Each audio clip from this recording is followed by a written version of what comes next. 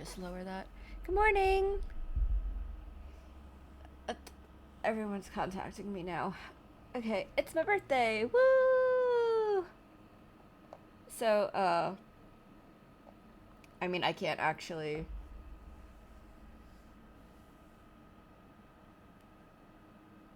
I lost my words.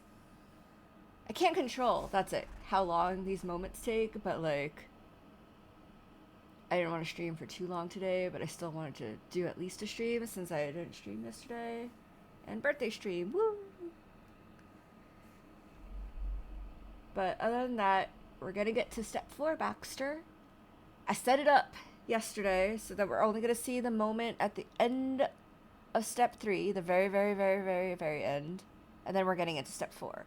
And we'll see what happens then. That means we have to go through the whole step 4 beginning. Forgot about that. It's okay. We'll get through it. Alright. Moments are so long. Okay, so we can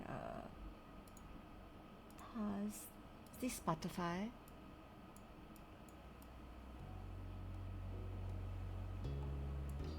Yeah.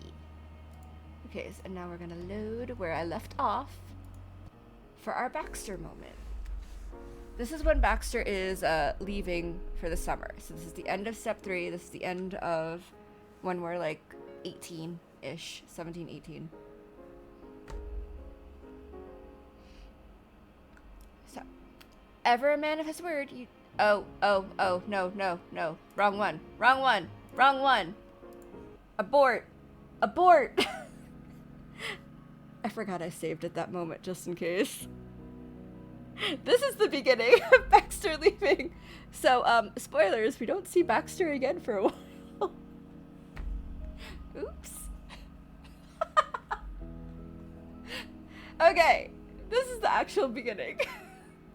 The clatter of a suitcase hitting tile brought you back into reality. You'd been zoned out in thought for some amount of time. How long was impossible to guess. But you were in Baxter's room. It was almost exactly 24 hours since the last time you'd been together, during the big goodbye get-together the previous day, which we didn't see because we don't need to see that. He is a little bitch. The scene in front of you then was familiar in a way. You were sitting on the bed and watching as he packed. But there was none of the franticness or excitement of a fast-approaching trip to the mountains. In this moment, every motion Baxter made was slow and laborious. This would be the end of his time in Sunset Bird. When the job was done, it would be finished. When you first arrived at his place, Baxter and you reminisced over a summer well spent, one over all too soon. The task of putting his things into bags was drawn out enough for all possible conversation to have been spent and a quiet to creep in. That's how you gotten sucked into your own head, a private reflection on the person in front of you. He is our little bitch. Baxter Ward had been the harbinger of change in the tiny town, an inescapable sign that the life you'd known for nearly your entire childhood was also coming to an end.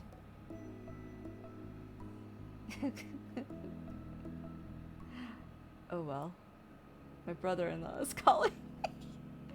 Literally, everyone's trying to message me now and contact me now. I'm like, dude, I've been up for 2 hours. Why didn't you contact me then?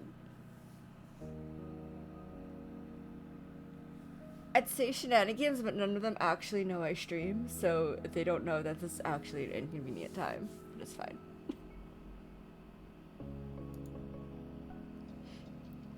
A part of you wanted to jump out of reality again. In your mind, Baxter was ever present. But in this room, Baxter had just finished the last task before he left for good. You stared at the neatly gathered bags around Baxter's fancy black shoes. When did that happen? Your gaze drifted to his face, unsure. Baxter was watching you too, and smiling sweetly. Thank you. Thank you for visiting me once more, Ryan. I'm fully settled now, and it's getting late. I believe the time has come for you to return home. More accurately, but harder for Baxter to admit, it was time for him to return home. But he simply tapped a suitcase with his foot and kicked the real farewell down the road. Would you mind if I saw you out? You climbed off his bed. Obviously, I wouldn't mind. Come on. Very well. The bags were left as they were for the time being, as Baxter escorted you to the front door and onto the street. You both stood there in the very place where you were first reunited. Baxter put his most agreeable smile to work. It was there, though called in on what should have been a day off.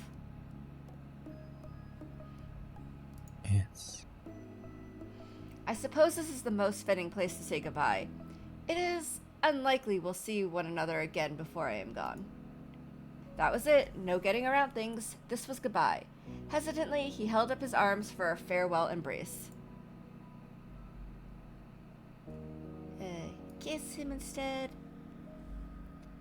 You pressed into him with your body and lips. He leaned into it immediately. His arms crossed over each other behind you, and both of his hands came to rest on your shoulders. Baxter had tied himself to you with a bow. You enjoyed every second of it. Then, when you finally untangled yourself, you put just enough distance between you so you could see each other's faces. Baxter spoke again with a new tenderness to his tone. It was so wonderful meeting you. This has been the best summer, best any particular season I've had in years. I'll never forget a minute of it. Goodbye. And I sincerely hope you'll find someone who will make you happy and fulfilled. You are suited only for the best. Goodbye, Ryan. Okay, choices. Hold on, why can't that be you? Wait, you're dumping me? Are you breaking up with me? Thanks, I hope you find happiness too. You nodded understandingly, you stared in disbelief. Hold on, why can't that be you?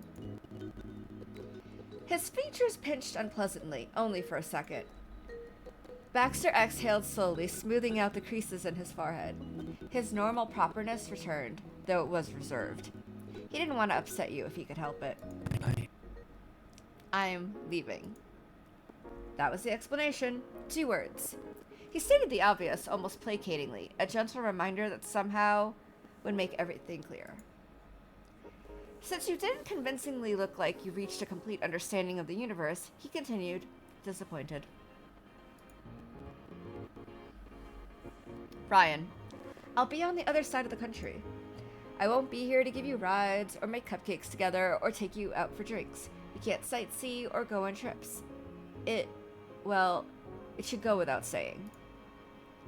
So, we can still talk, and that's what matters. We can text and have calls and a bunch of things. Baxter folded his arms then. Caution was quickly giving way to exasperation. I see you don't understand me. Unfortunately, I am having trouble following myself. Why would we?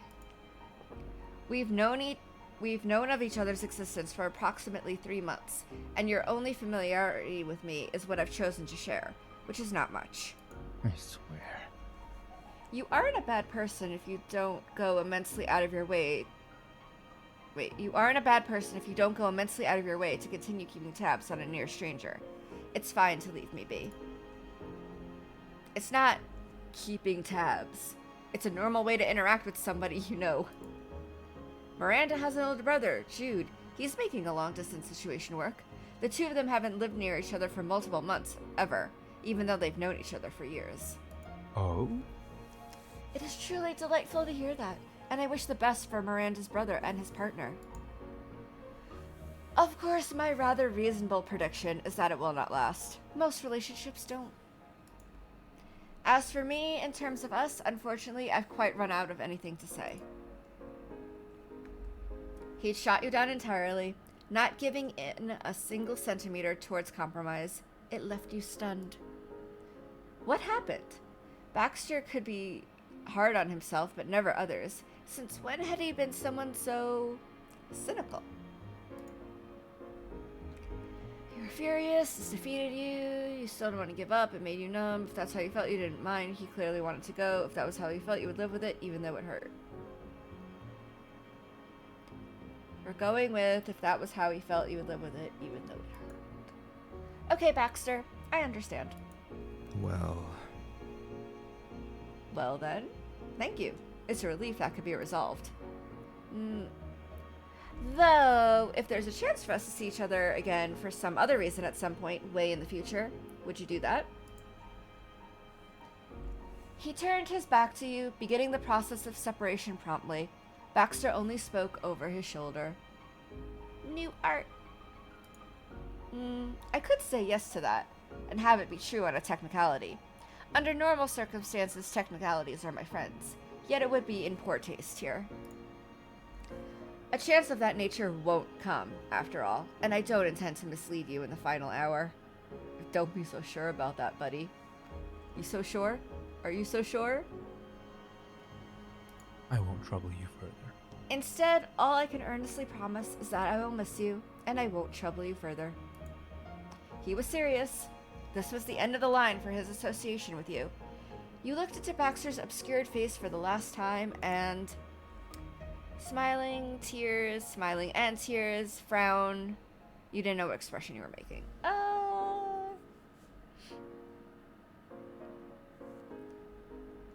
Smile, tears. I'll remember you too. Baxter didn't say anything else. He didn't react. He only stepped forward and closed the door to his rented condo. He was gone. Ever a man of his word, you didn't see Baxter Ward again. Okay. Now we're going into step 4. Going with Baxter.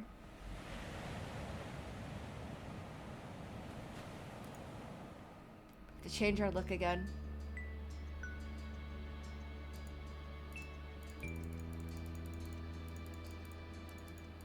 How do I want my hair to be this time?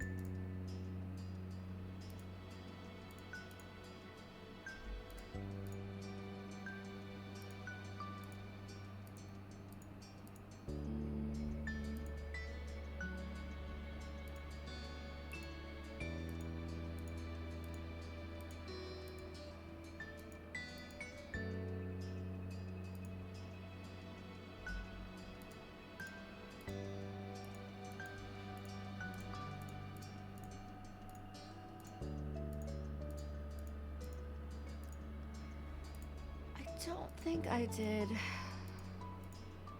I don't remember what I did on the other ones. I don't think I did my favorite one. That one.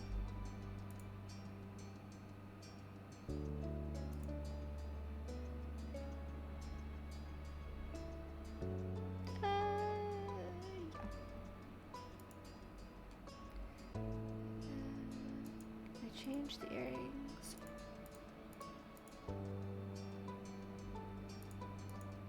I'm gonna keep those because the hair doesn't. Can't see it well. Okay. Everything's the same. Ah, tattoos.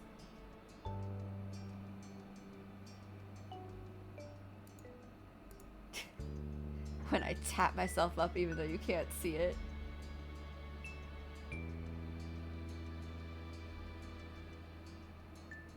Okay. That's it. Feelings for Cove are still direct and fond. Yeah. Yeah. Yep.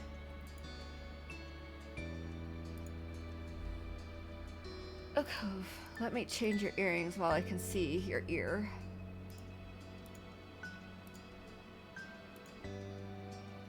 Short, floof, mega floof, ponytail.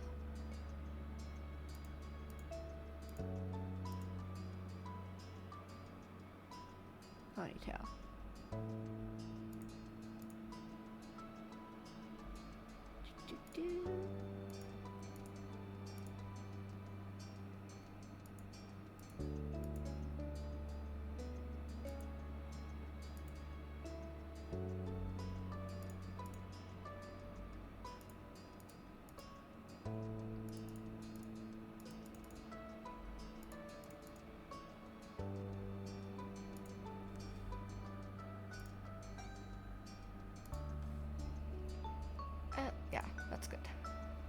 Baxter. Direct love.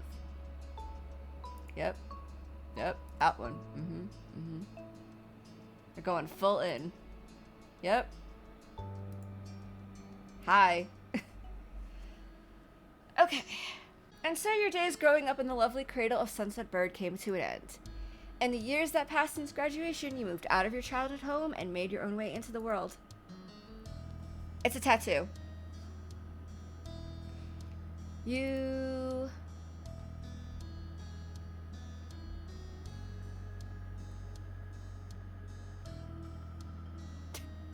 lived with Cove and his fish. I've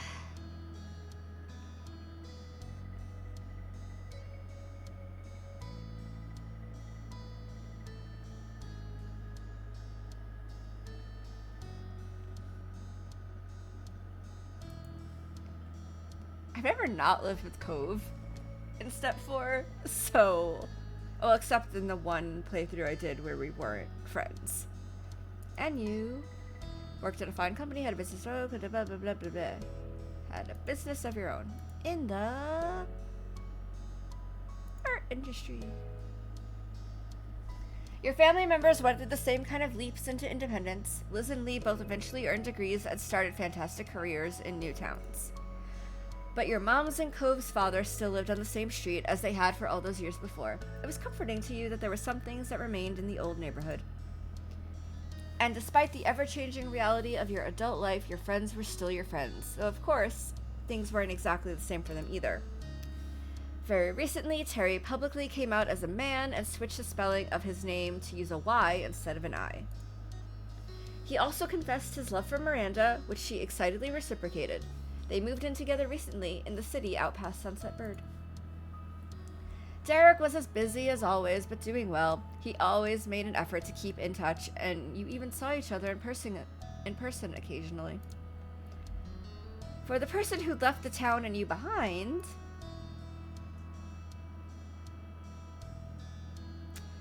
Oh.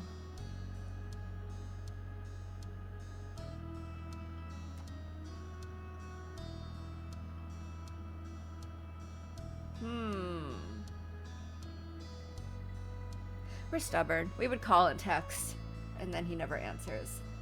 So now I'm bitter.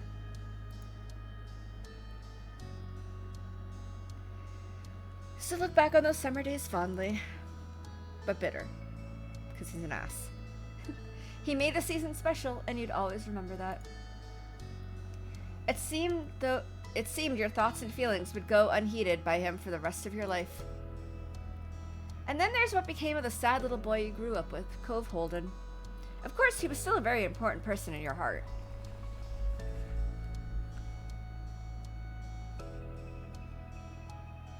Cove was your family, and he always would be. And we lived pretty close by. He truly thrived in his continued efforts of cultivating loving and supportive relationships with his family and friends. His personality had changed, becoming more reserved, though not at all unkind.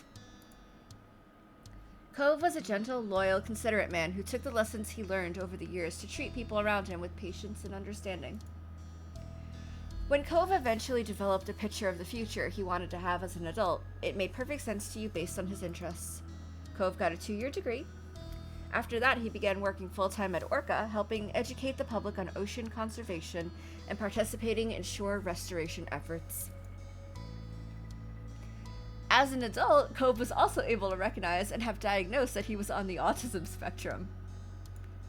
It was something that hadn't been noticed by his doctors as a child, but he was still the same Cove he always was to you, and he was just glad to understand himself better.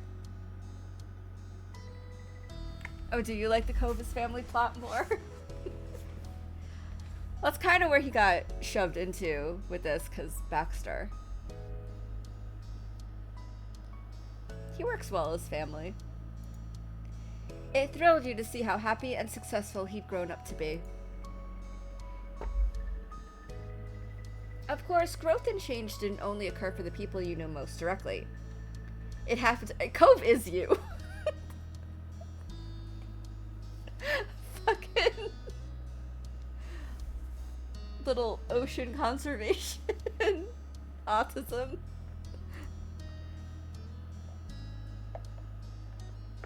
And a particularly exciting bit of news came in the form of an engagement announcement. Miranda's older brother Jude was proposed to by his longtime boyfriend Scott Adam, that guy you known as Grant Grant. Learning his actual name after all these years was almost as incredible as finding out the two were getting married. After being long distance for a few years, Scott had moved to California to get a place with Jude. You'd even met him in person more than once when visiting Randy and Terry. Both men in the couple were welcoming whenever you'd come around. They loved to look out for Miranda and her little friends. They were in their 30s, so someone barely in their double decades was basically still a kid. Yeah, seriously. Go to a beach town. It's like having two big brothers. They sent you a very official letter of invitation to their special day through the mail. Terry and Randy were obviously guests as well. Though it was something of a surprise when Cove ended up on the list. He didn't have a personal relationship with either groom. But Cove had attended many Eckerd events throughout his life. Plus, Jude and Scott weren't harsh enough to leave one member of the usual gang out. Now the wedding was fast approaching. Oh, this is how we're getting to wedding planner Baxter. Okay, I was wondering. It was said to be a fantastic day with friends, family, and a celebration of the bonds that brought you all together. Unfortunately, making that plan a reality was easier said than done. The happy couple ended up in need of some help. A lot of it. You squinted into the afternoon sun on a quiet suburb street, one bag slung over your shoulder and a suitcase in hand. You'd arrived at the Adam Eckerd household, your place of residence for the next week about. It had been weeks since you started making plans to come down for the wedding. You weren't going to miss it. However, it was a one-day affair, and coming this far in advance was a last-minute request. Jude, Scott, Terry, Miranda, and the rest of the Eckerd clan had been putting on the wedding entirely themselves. They managed the DIY process as best they could over a few months.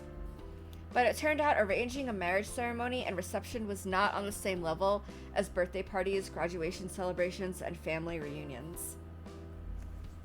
The date was nearly upon them, things weren't finished, and neither man wanted to lose the venue. With no way to magically conjure up more hours in a day, their solution was to have more hands on deck to finish the prep work.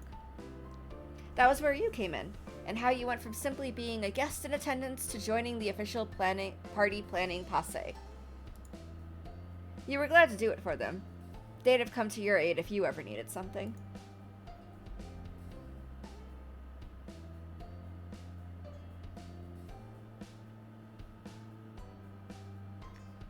And at least it was a short trip. Miranda was the first to come up to you, circling around from the other side of the vehicle. She was just beaming. You waved. Oh, I can get that for you. She reached toward the suitcase as she spoke her intentions. It's the least I could do for all the help you're giving us.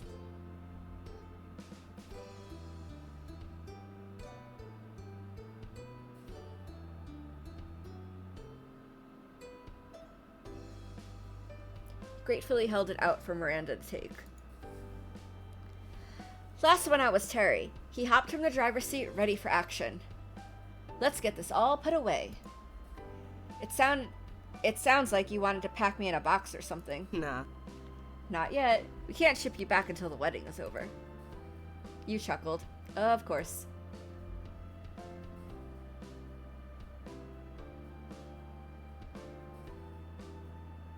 Are we gonna fist bump like bros?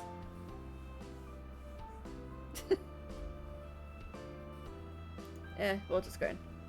He gave you a thumbs up, full of vim and vigor. Time to bring the party inside, buds. He didn't need to say more. Miranda sped walked ahead, your suitcase in tow and her sun hat flapping from her firm, determined steps. She had the spare key to her brother's place. You all would have been stranded on the curb without her. Miranda got it unlocked, opened the door, and gestured for the others to come in. All three of you went inside. Mission accomplished. We've successfully dropped off Ryan. The reason you were crashing there was because Terry and Randy lived in a tiny city apartment, while Scott and Jude had an entire house. The extra space and free accommodations were big reasons you were able to do this to begin with. If you had to get a hotel room, the plan would have been shot. The downsides of living in a tourist-heavy area and of getting married during the most popular season. But it worked out, and that's what mattered. Their home was a chill and comfortable-looking place, as long as you imagined what it was like without the absolute mess everywhere. The living room had obviously been co-opted into the base of operations for their crafting endeavors. Every inch of countertop and even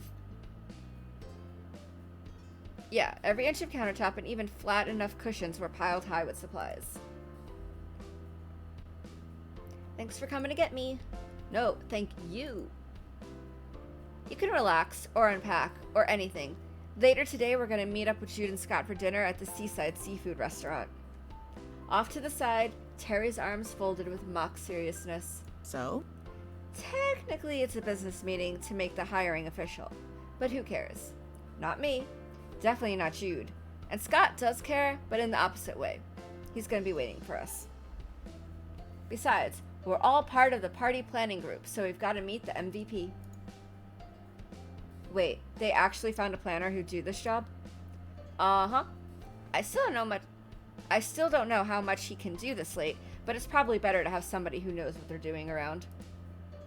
Exactly, Randy. It's gonna come together great. I hope so. Miranda sighed wearily. While you started your career on the committee approximately 5 minutes ago, it had already been a long journey for the rest of the crew. Wear and tear and frayed nerves were to be expected. However, your presence had lifted their spirits. Miranda perked up when she spoke again. I'll show you which room is yours, Ryan. Cool. She escorted you upstairs, Terry lingering behind. He assumed you didn't need 2 people overseeing your unpacking. See you. You can use the bathroom right across the hall for showers and everything. I'll give you some privacy, but you can always come downstairs if you wanna. See you soon. Bye. It was a relief to not rush out the door. You popped open the suitcase and began to settle in.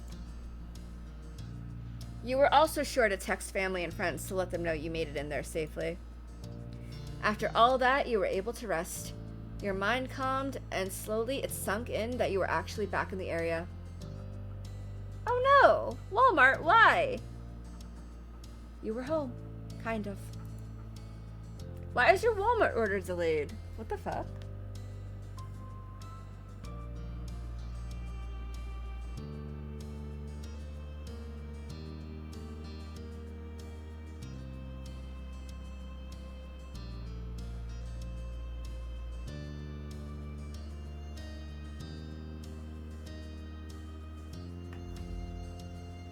In one direction up the highway was Prism Vista City, and the other Sunset Bird.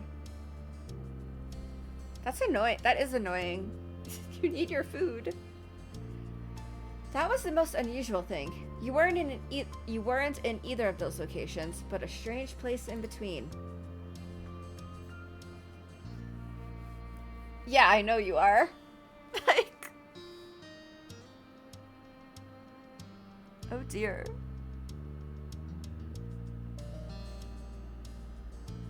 As the sun began to set, a knock landed against the door. Terry called through. Dinner time.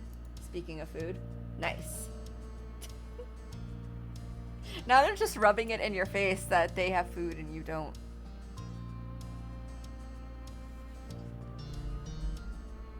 You got your phone off the charger, a few other things, and joined up with Terry in the hall. Then you both linked with Randy on the first floor. Once more, the 3 of you piled into Terry's van. He pulled out of the driveway with great haste. You were bound for another long-awaited reunion. It took about 20 minutes to reach the restaurant.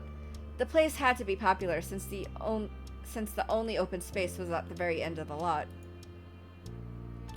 You leisurely exited the vehicle and stretched in the warm air. Terry and Miranda ambled over in no rush until you glanced toward the building. Because there they were. Because they were there, right at the front, the curly-haired Jude and the bespectacled Scott. Neither of them were easy to miss on their own, and together they were unmistakable. Hey, Jude, dude. Hi, Grant. Hey! Hi. Miranda took Terry's arm, dragging him across the tarmac. Whoa. You had to break into a light jog to not be left in the dust. The couple of the hour amiably greeted your little group. Oh, this is what they look like. Huh. Jude Eckert and Scott Adam. Miranda's one and only brother was living the typical Californian software development dream. Jude's partner, Scott, was easily able to transfer his physical therapist career to a new state when he moved. Both of them needed to take time completely off from their packed schedules in the lead up to the wedding. Miranda's workload was almost non-existent already. She was normally a teacher's assistant while continuing her education. School was out for her students and herself. They are cute. I've never seen them. Okay, so they weren't actually related to Derek's story, I guess. Now that I'm thinking about it, they were mentioned in Derek's story, for sure. I think we talked about the long-distance relationship thing.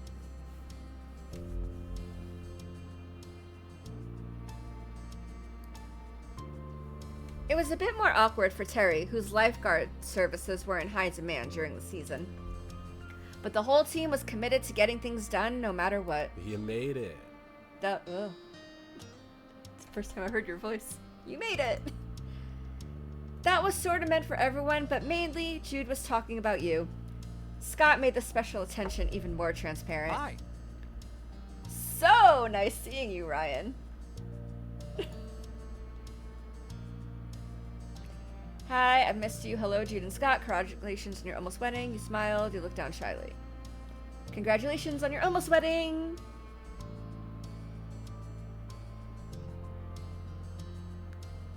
Dual finger guns. Wave, high five, da da da da. Yeah, hug. They responded in kind, but your sides experienced two very different sensations. Scott's enthusiastic squeeze felt extra tight when it came in at the same moment as Jude simply resting an arm over your shoulder. They're cute. And hello, Terry and Miranda. Scott finally addressed the other people there. Hi again. What are you doing? I thought you had a table. Her big brother answered with a carefree, or perhaps careless, smile. Relax. The other guy is holding it down for us. Huh? Huh? What? Jude, you left your new wedding planner by himself in the restaurant? For who knows how long? Yeah. Miranda's gaze was withering. As sweet as she normally was, her siblings could test her patience like nobody else. But Jude's fiancé came in with an equally unapologetic defense. It's okay. Oh, really? That is nice of him. Have they said anything about it, or does he just, like, mow your lawn when he's mowing the other lawn?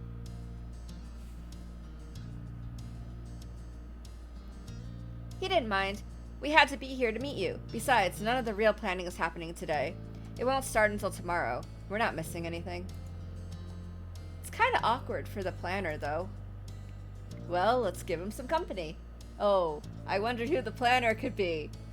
I don't know. Good call, indeed. I don't know who this mysterious planner could be. Oh, that's nice of him, though. The meetup moved inside as everyone filtered into the fancy restaurant. Oh, probably. Jude signaled to the host and got a nod, recognized as someone who had already been seated. So your group passed on by to the seating area. Jude and Scott had already taken their place as leaders of the squad, guiding the rest of you to the right place.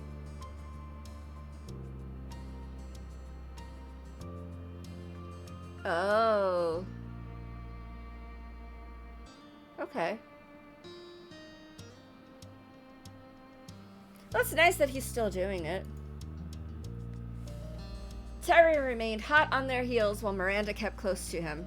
That left you bringing up the rear. Threading through the white cloth furniture, you noticed how most of them only had room for 2 to 4 people. Your party would be 6 in number, counting the planner. You had to be situated at the far end of the room because of that. The others came to a stop directly in front of a window with a glorious view of the sun setting over the ocean. That must be the spot. You craned your neck to see over the small crowd of people. Why am I'm tall as fuck. I don't need to crane my neck.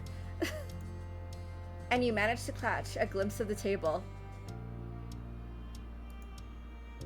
Oh, look. Look who it is. Look who the fuck it is right there. Look. What a surprise. Let me put on my shocked Pikachu face.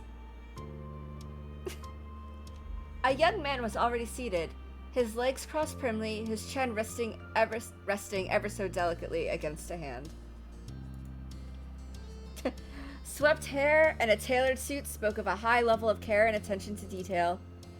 In the reddish lights of evening, his brows shone like rich pools of dark honey, and on his neck was a distinct beauty mark, a living portrait of class. I know! I made my character so tall! Oh yeah, this is his wedding planner outfit. When we do the wedding DLC, this is how he's dressed. Yeah. He doesn't have his dyed hair anymore, and he like dresses in like purple. So not as monochrome. That was the wedding planner. It was Baxter. There was no way on earth this is who you thought it was, and he was as stunning as ever. He seemed super professional. What a mysterious stunner. Okay. Ooh. Choices. Should we do like, it was Baxter Ward? There was no way on earth this is who you thought it was? Or, and he was stunning as ever.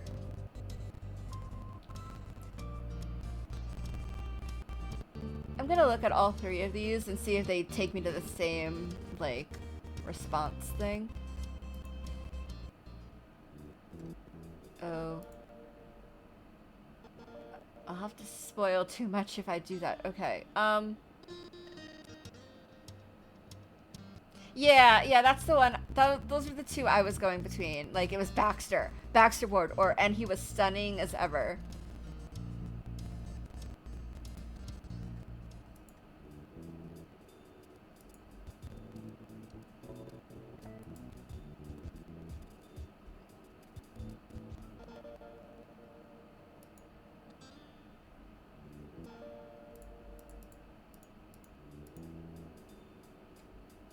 It looks like they both kind of go in the same... You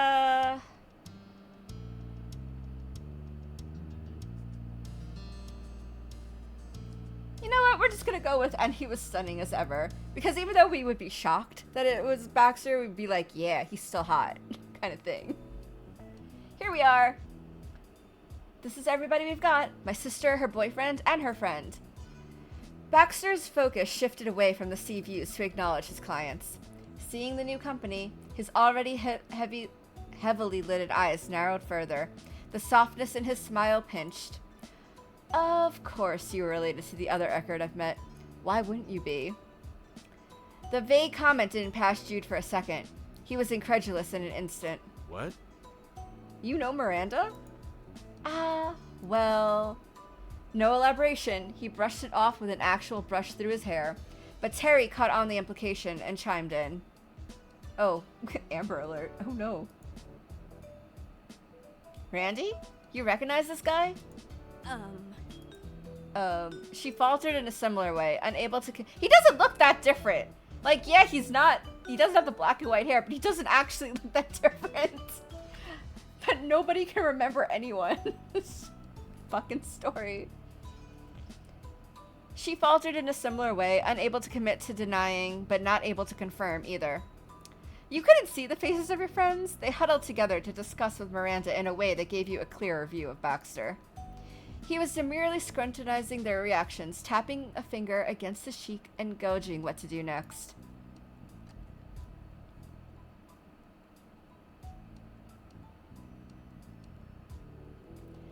What? Yeah, Miranda knows him, so do you, Terry. Maybe they would have recognized you if you were wearing black and white. Oh, I thought you were never coming, Baxter, you teased. Well, I remember. It's great to see you again. I can't believe you're here and planning a wedding. You can only stare. Okay, so I either want to do the black and white one or, like, the pun, because we gave him a lot of puns in step 3. So that would be kind of funny. I know! Like, he's just not in black and white. That's all it is.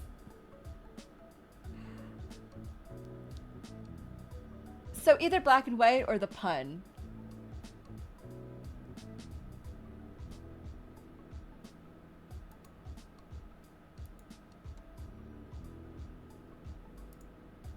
Okay, same reaction for both. Okay. Black and white, yeah. We're gonna go with, maybe they would have recognized you if you were wearing black and white, huh, Baxter? Baxter's palms cracked against the tabletop. Oh, look at him. He abruptly stood, almost knocking the chair over. It was entirely out of place with the restrained countenance he'd always known Baxter to maintain. At his full height, he searched past the others and finally saw the last person attending this meeting. You. Miranda gasped. Terry shouted. Yeah. Baxter? Baxter is his name. Yep. How do you know this dude? The pointed question was shot your way. He corrected himself, lifting a hand to assure you it was fine to forget it. Hey. How do you know my little sister? Jude newly directed the interrogation toward who he considered to be the real problem. Baxter stared into your face. He breathed deeply, unsteadily. It became disconcertingly quiet after the initial explosive reaction. The sounds of the other guests chatting over their meals, the clinking of silverware, servers bustling about, it all vanished. I'm purple too. We'll be purple together. It's fine. That's why he wears purple now. It's because I'm purple. That's not true. He always just wears purple in this scene, but you know, I'm just gonna take it as it's because of me. Were other people even still in the room? It was impossible to tell. You couldn't even move to check. Then the moment passed. Baxter grinned wide and ran his hands down the silky edges of his jacket to smooth it out. A familiar gesture for calming his nerves. Life is full of unexpected coincidences, Well, he said that line for me, so I don't have to repeat it. As you might vaguely remember, my name is Baxter Ward. With a casual flip of his wrist, Baxter gave a brief account of your shared history. Apparently, yeah. He's just he's shocked in the wedding DLC also when you remember him. He's like, what? You remember me? And I'm just always like, yeah. We know who you are.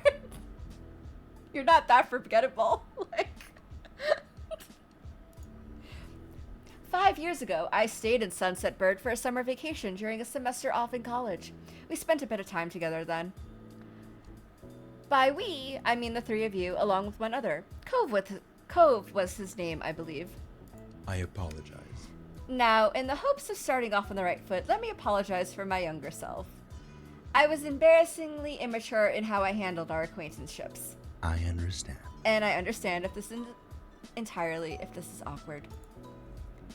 Just know that I'm open to any ideas on how to accommodate working together. I'm fully committed to assuring that Mr. Eckert and Mr. Adam have a wonderful wedding. That is the only reason I'm here. Huh.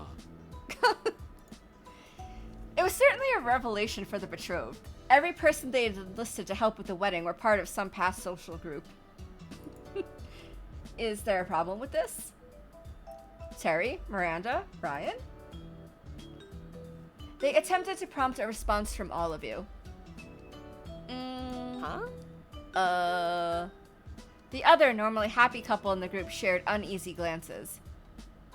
It's not like Baxter did anything to me, but... Is that all right? Well, it's nice of you to say it, though. Baxter Ward's attempt to ward off potential discomfort managed to have the complete opposite effect. He was apologizing for nothing. You'd all known he was there for that trip and then he'd go home. No one had been surprised. But you could get why he'd feel bashful about how he acted in hindsight, especially now that he was here as a working professional.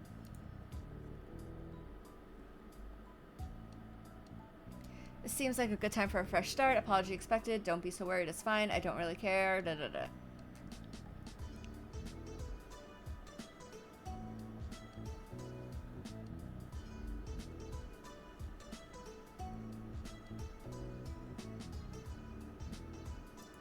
I appreciate. Same responses. So, hey, don't be so worried. It's fine. I appreciate the understanding. I appreciate that. You didn't doubt how grateful he was to let bygones be bygones, even if his smile couldn't reach his eyes. Terry and Randy brightened properly, and that had the domino effect of putting relieved smiles on the faces of Jude and Scott as well. The mood was salvaged. Here. Baxter coolly moved the conversation along. The sooner the topic had nothing to do with his personal life, the better. I've got business cards for you. It has ways to contact me. Email, phone, the usual. Baxter didn't attempt to pass them out directly. Instead, he delicately placed a stack of cards on the table. They were such a stark white. The fancy cloth they rested on looked dingy. Sleek black cursive was printed across their front. Very formal. Next, Baxter retrieved a sleek black phone from his pocket. Black and white cards and a black phone. It could be a coincidence. Those color choices normally expressed a lack of interest in displaying any personality, especially with businessmen. Yet a part of you wondered if it was in reference to the unique way he'd utilized those shades in the past. What do you think? If possible, I could use your numbers. That will be useful for keeping everyone informed. There's a group chat for the wedding planning. I won't text you privately.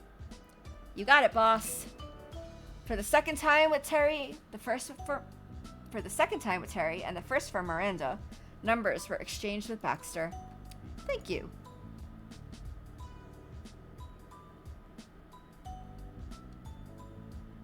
Oh, do you want to get saucy? You told him your number, you shared it reluctantly, or my number is the same. You should already have it. He mentioned casually.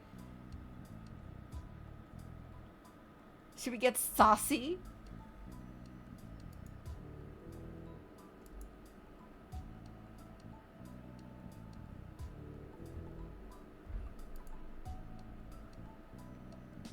Ooh.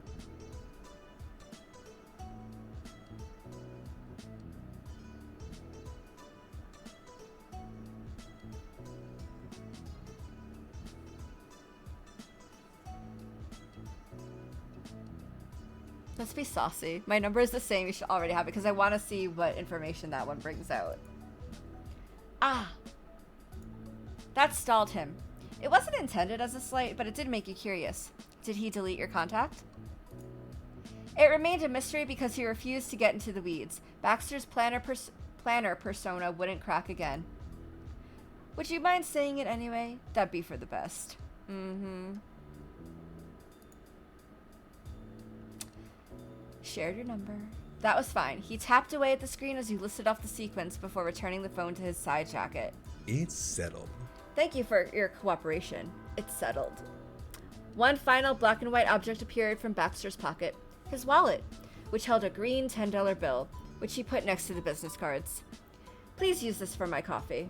I'll take my leave. Wait, You're going? We haven't even ordered. I don't want to intrude on a meal between family. Oh, he's doing the thing again. We've met. He tugged at his collar over that understatement. Exchanged numbers, and the first official planning meeting was arranged before the others arrived.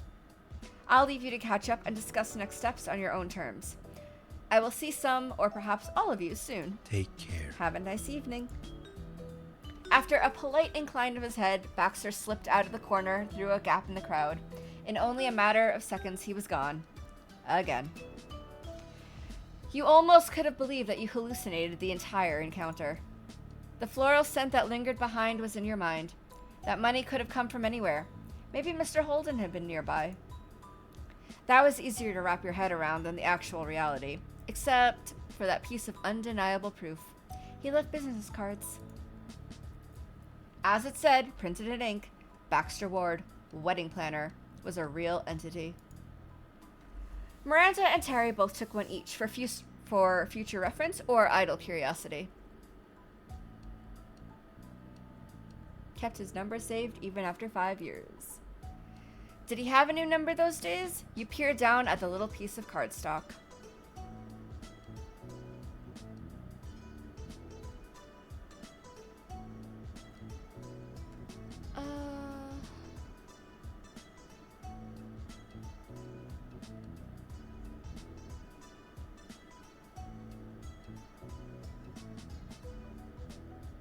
Took the card to check the number. I would just pick it up, but I don't like it was something of his part added onto it. Like, I just want to take the fucking card. I don't need it to be like something to like, you know, to make a bigger deal out of than anything else. So we're gonna take the card to check the number. Alright, before our plans, tell me about that planner. What's the story? He's just an old friend. We haven't kept in touch. He's a funny guy. Baxter's wonderful. You're lucky to have found him. He was my neighbor for a little while. You merely mumbled something inaudible. You glanced toward Terry and Randy. I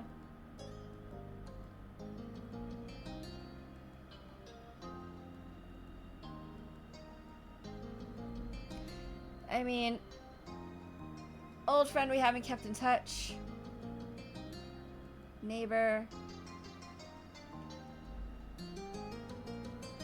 I mean, he is really good at party planning, so you know.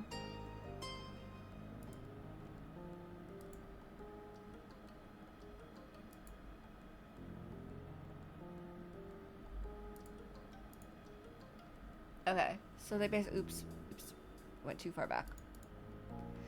I guess we'll go with he was my neighbor for a little while. It's been 5 years since I've seen him. Yep. Baxter was this rich guy who showed up on Ryan Street. Then he vanished. Nobody knew what happened to him. We knew what happened to him. He went back to school. Did no one pay attention every time Baxter said, I'm only here for the summer and have to go back to school when summer's over? Oh, okay. Terry, he went back to college. Okay, Miranda knew. Thank you, Miranda. No way. Nobody knows. The ridiculous insistence got some chuckles. For how serious the job ahead was, it was nice that you could still have fun together. Wow. He's right. Wow was right. It's good he decided to come back. It would have been so hard to find somebody else to work with us. And about that. So, before you made it, me, Jude, and Baxter decided to meet up tomorrow morning. We have an appointment at his office all penciled in. I'd like you to be there too, if you can. Tomorrow morning? Sorry. Yeah, Mr. Ward recommended it. That way, there'd be as much time as possible afterwards to make what was planned happen. Sorry to spring it on you. It was Baxter's idea? Oh, apparently morning Baxter isn't a thing anymore. He can apparently get up in the morning now. Or he's really good at hiding it. We'll see. Uh-huh. Yep, he's got a point. Not like we've got time to lose. How would that go? You had to wonder. What happened last time you tried to do something early with Baxter appeared clear as a morning sky in your mind's eye. Of course, that was a long time ago. Yeah. Okay, we'll be there. Aye aye. Right, it's fine with me. This was a special moment to people who mattered to you. It was a point of pride to be one small part of it. And then Miranda kindly pointed out how this get-together was in a restaurant, and it could still be used for its intended purpose. It was a much appreciated suggestion. You spent a few minutes focused entirely on what delicious meal to have. No stakes, no pressure. The waiter returned, each person put in a request for dinner, and that was it. Menus were taken away, and you only needed to wait. In the relative privacy of the back quarter table, Terry solidly dropped his fist onto the table as if calling a meeting. Nah. Baxter wasn't wearing black and white. I never thought I'd see the day. Wow. Baxter is a wedding planner. Miranda blurted out her own non sequitur with equal amazement. It makes sense he ended up as an event planner. He doesn't look right in other colors. It's so wrong. I wouldn't have guessed that considering his own way of managing relationships. He had to let it go sometime. You nodded along with him. You stared silently at the table. Okay.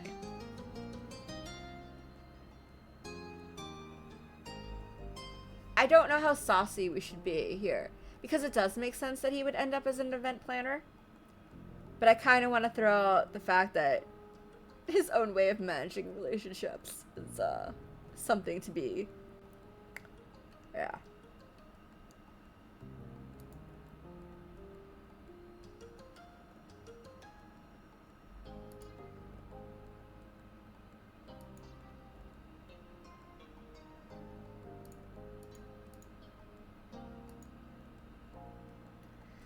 Okay, yeah, I guess. I mean, the lines that come after make sense he ended up as an event planner are fine, but I kind of like the being a little saucy. I wouldn't have guessed that, considering his own way of managing relationships. Damn, a grown man would have dropped dead in this restaurant if you said that 5 minutes ago. I should have. I wasn't given the option, though. He got a playful nudge on the shoulder, courtesy of his girlfriend. Well, anyway, I'm so happy it's almost your wedding. Starting shy and building up more cheer, Miranda attempted to express her happiness for her big brother and his soon-to-be husband. So great. Thanks. Thanks, Randy. Oh, thank you, Miranda. Agreed. That's right. This is a time to celebrate. Congrats, my man and other man. Have I seen these two? Now I'm not sure. I feel like we might have seen them in the Derek DLC now.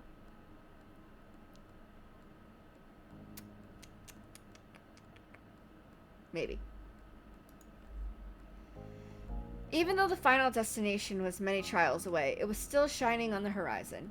You'd make it there. You were certain of that. Cheers to the couple! The conversation was abuzz with excitement for the event to come. For now, anything sounded possible. Food soon arrived, and the topic switched again. You caught up on how things were going with each other overall, how your trip went, and all things beside the opaque man who had left early. You had a great time with friends. Glad to be back. When the meal was over, goodbyes were exchanged. Terry and Miranda had to go back to their apartment, while Jude and Scott were going to take you to their house. The party planning committee broke into two teams, after Terry was talked out of giving special code names to the groups, with the promise of reuniting early the next day. Tomorrow morning, the work would officially begin. At the house, your host gave you your space to finish sorting your things along with your thoughts. You tugged clothes from the suitcase in a total haze. It was dark outside, and indoors the artificial lighting blurred around the corners of your eyes. Eventually, your phone lit up repeatedly. Plucking it off the side table where it had been charging, you checked to see what came in. It was the Promise group chat. Baxter had messaged you, but also Miranda and Terry. Jude and Scott could see it as well, of course. They were the original members. Hello. Welcome to the planning chat, all. This is Baxter. Thank you again for assisting with the wedding prep. Our first meeting is tomorrow at 9 a.m. You can call or text if anything comes up or if that appointment isn't possible. See you soon. The short stream of text ended with a copy-paste of the exact address for his office. It was as pleasantly detached as you'd expect from a stranger you'd met briefly once, and in the context of him providing a service for monetary compensation. But that wasn't the relationship you had. It could only be ignored, not erased. You hadn't even tried. You kept his number, and after all this time, it had appeared again. Baxter's contact hadn't changed. It was the exact same one you had gotten in the summer of 2016. You still had a history together. Your fingers began to move before your conscious mind caught up with what was happening. You opened the old logs. The last time Baxter had texted you personally was 5 years ago. Seeing the most recent message was nostalgic. It was during that absolutely unexpected trip to the mountain he let you join in on. I'm downstairs. The final line he ever sent. That had been quite the night. Baxter had snuck out to the lobby and let you share in a private moment. For a time, it was as if you and him were the only two people in the world. You felt like you had seen who he really was in the light of the fireplace. You tried to be close with him again. You still liked him. You still wanted to be with him.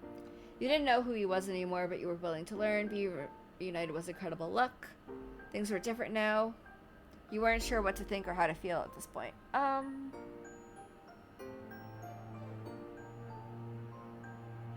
I mean, this? The still like and still want to be with him? Yes, but also, it's also true that we don't know who he is and could be willing to learn. I mean, to be fair, we didn't actually know who he was when we knew him 5 years ago. So... But for the sake of, you know, romance Baxter, we're gonna go with you still liked him and still wanted to be with him. Suddenly, an actually recent message popped up at the top of your screen. It was Terry, lamenting how the overly formal language was gone from Baxter's texting speech.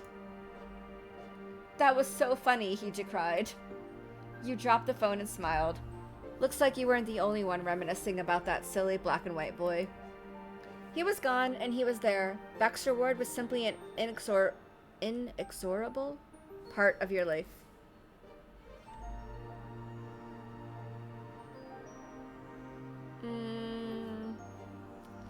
Called Cove to let him know what was going on. Cove was going to be at the wedding as a normal guest. He couldn't make it sooner to join the party planning committee. To be fair, he did arrive earlier for your mom's anniversary the last time you both had to visit the area. It was your turn to go before him. So, from an entirely abandoned contact to one of your most frequently used numbers, you hit Cove's name on your phone.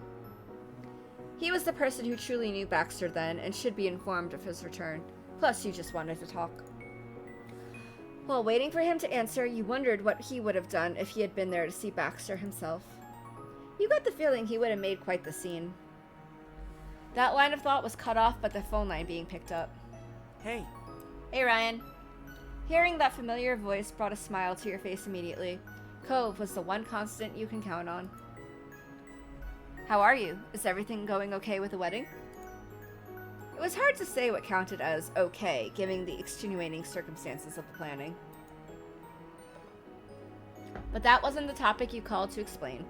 You came right out with the shock of the century. Jude and Scott's wedding planner is Baxter Ward. Baxter Ward? Wait. Cove rolled the name over his tongue, catching the recognizable way it flowed. He said it before, but where and why? You gave him a second. That guy? He got it. Yes, that guy. Seriously? And he's just there? Yes. What are you going to do? There was more than mere confusion in his reaction. Of course he'd be nervous. This was about the worst possible time for that guy to materialize from the ether. I'm gonna see how it goes. That little noise didn't sound convinced, but he made an attempt to reassure you and himself. It's okay. I'll be there soon, and you've got Terry and Miranda. Whatever Baxter does, it won't change that. Okay, Kobe, you're still here.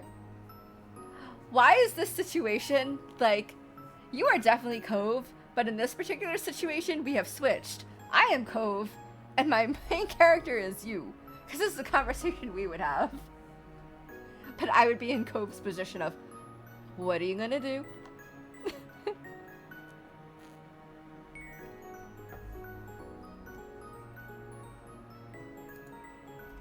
Thanks, Cove. Though you don't need to worry so much. You could hear the gentle smile in Cove's voice. If you closed your eyes, you could convince yourself that he was by your side already.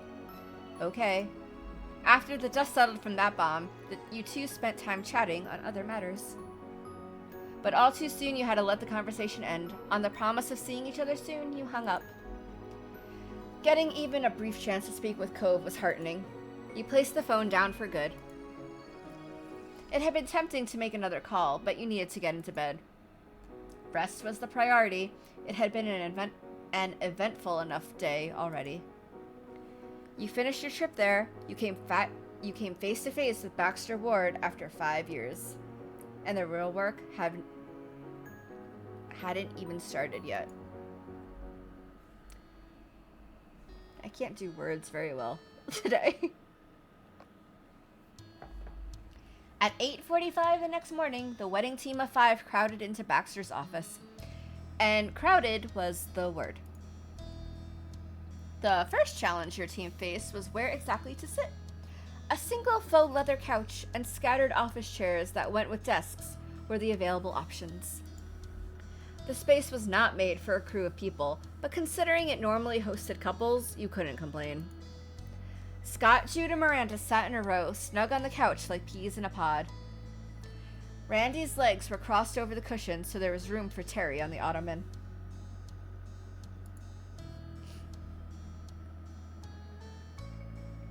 You stood, you sat on the armrest, stole one of the just chairs and placed it by the couch.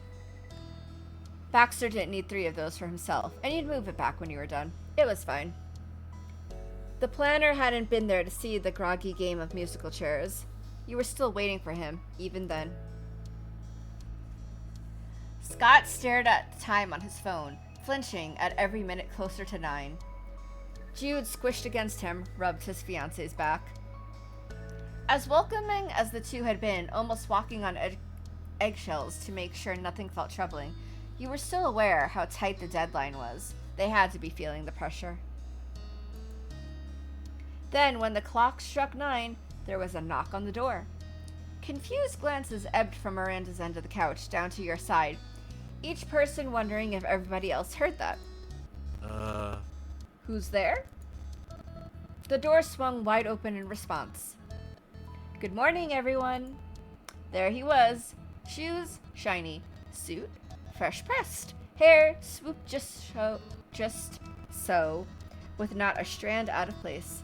Grin, granite sharp. He looked even more self-possessed than at the restaurant. Obviously, this Baxter ward was perfectly capable of functioning before noon. Wow. He learned how to function before noon. That's amazing. The overly grand way of speaking, the difficulty with mornings, the monochrome style, the desire to befriend everyone he met, none of his most recognizable characteristics seemed to have lasted. You had to wonder who he was really, if not all that. Hey, sup? Good morning.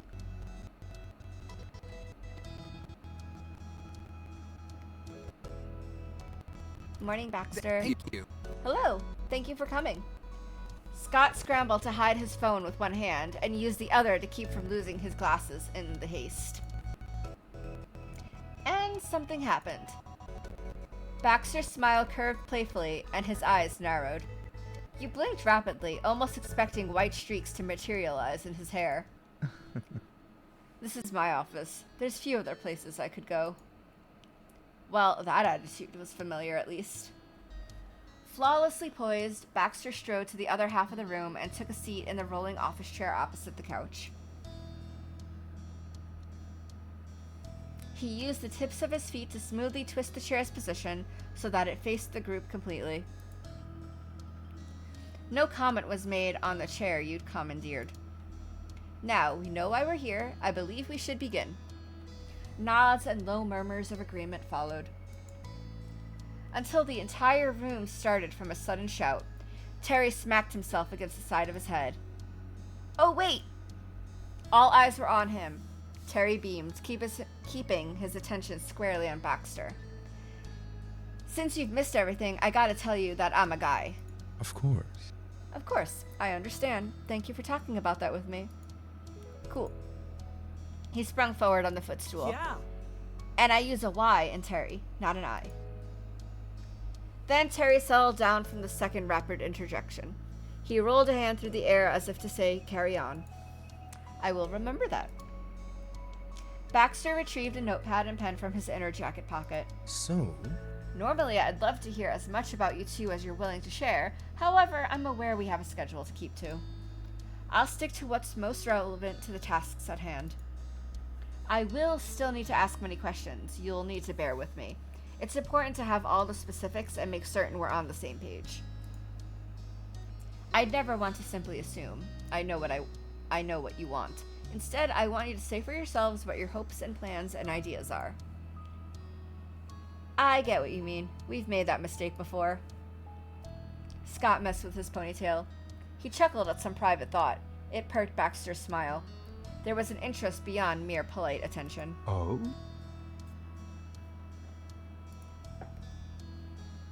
The little hint to continue didn't go unheard. Scott was just that kind of person. If there was an opening to talk, he would fill it. Gladly.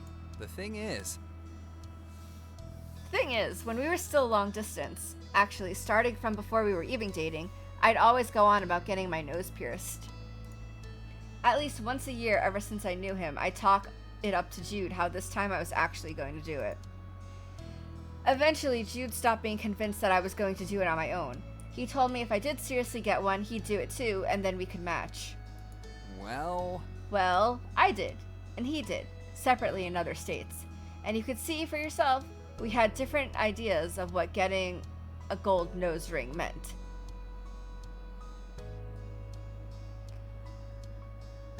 Ah, I see. I see.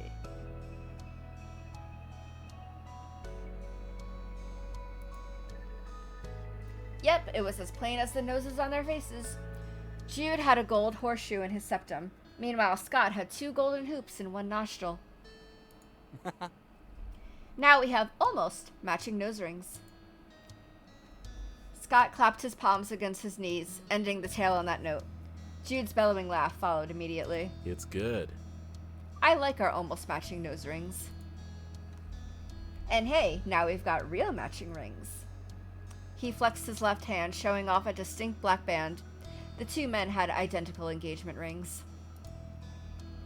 Unable to resist temptation, Scott filled Jude's open hand with his own. Jude clasped him back. They were a delightful couple. Even a pro like Baxter could see it. Charming. That is absolutely charming. Not to mention a good reminder that even if something doesn't go exactly as planned, that does not mean it's all bad. You should take your own advice, Baxter. But of course, I'll do what I can to make the day everything you're dreaming of. He clicked the pen out. To start off, have we thought of possible surnames? Are either of you going to take the others, use hyphenation, not make any changes, or so on?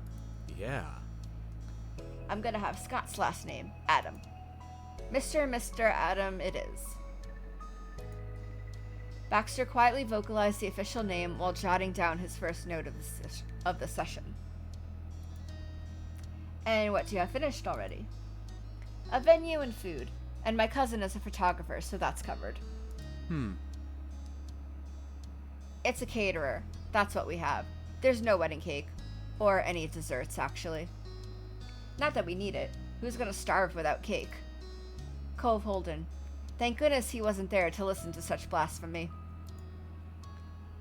Almost nothing is technically needed to be married legally, but if we can have it, why shouldn't we?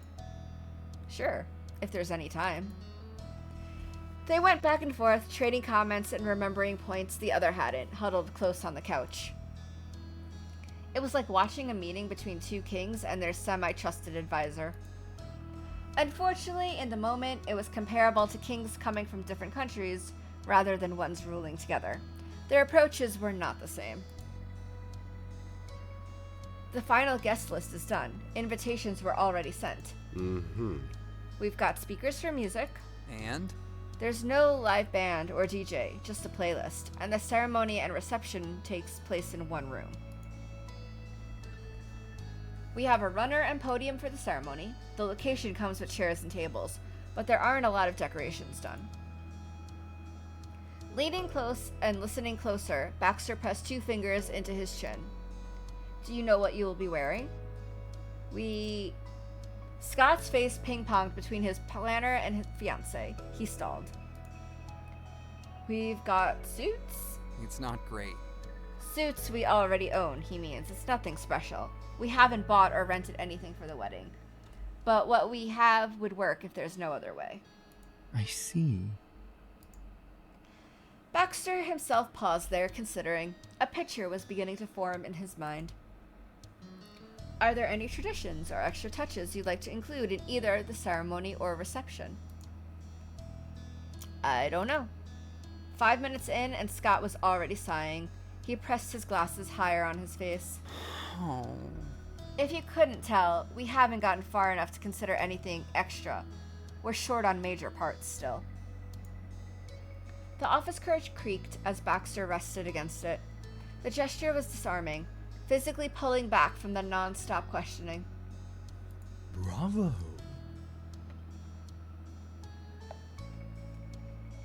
First, let me say what you've already taken care of is commendable.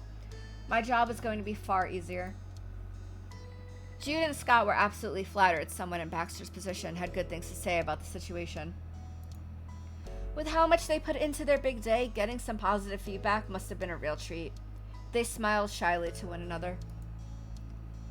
I'd like you to get me the contact info for the venue and caterer when you can. I'll put it in the group chat. Excellent. He'd gotten this meeting off on the right foot, intentionally so. Baxter pivoted to make his next move. It's doable. Second, there should be space to finish multiple tasks with the time we have and the amount of people who can assist. So let's prioritize and delegate. Desserts and decorations are foremost. Then, only if there's room, would anything else be done? Then only if there's room would anything else be done. Possibly selecting new clothing for the occasion? Is that what I'm hearing? Yes. Sure. Throughout the extended interview, you, Terry, and Miranda had been silent. Scott and Jude might very well have forgotten you were in the room. At that point, your job was to listen. You'd only act once the decisions were ready to be put into action. But watching Baxter work as a professional planner was a surreal experience. He seriously did look like he knew what he was doing. He was asking the right questions, reading the room. Baxter's skills had grown considerably since helping with Miranda's birthday party. We've already got stuff we're working on at our place. We're making guest favors. No clue where we get a cake. It's true. Me neither. I tried, but how do I know if they're any good at it? Who orders a wedding cake before their wedding? Wait, everyone orders a wedding cake before their wedding.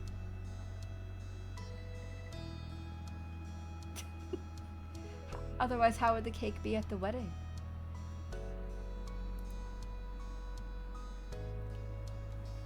Being able to make desserts doesn't mean you can't do that decently. If you're willing to take recommendations, I am acquainted with a baker. Xavier comes highly recommended by my previous clients, and I can vouch for them personally. Did you get your wedding cake from them? What a question. Scott meant it with complete sincerity. He has no ring. Oh, so... No.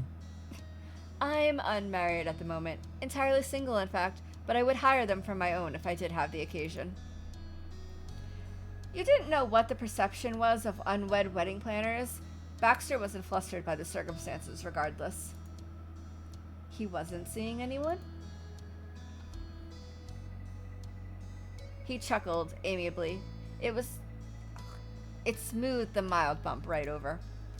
Scott hadn't even registered the pitfall that was barely avoided. He was getting excited. Things were finally coming along. All right, we'll go there. What are we gonna get? We can discuss it. Yeah, how long is it gonna take? Can we order today? The pressure Baxter intentionally released was layered on extra thick with Jude's cut-to-the-finish take on the bakery. That is possible. Since time is of the essence, you wouldn't be able to do a tasting session. That means you'll have to trust the flavors will be to your liking. In that case... Getting common or familiar options would be my suggestion, but you can certainly try something more unique if your heart is set on it. Are there any allergies we need to consider? That's whatever. No, that's whatever. Get chocolate and some vanilla. In this case, Baxter didn't accept the first answer he received. Baxter's keen eyes went to Jude's other half for a second opinion. Scott gulped. I don't know. I don't know what else to pick off the top of my head. We can think a little longer. Baxter kept his tone approachable, harmless. He was having to double as a therapist, gently coaxing clients to speak their mind.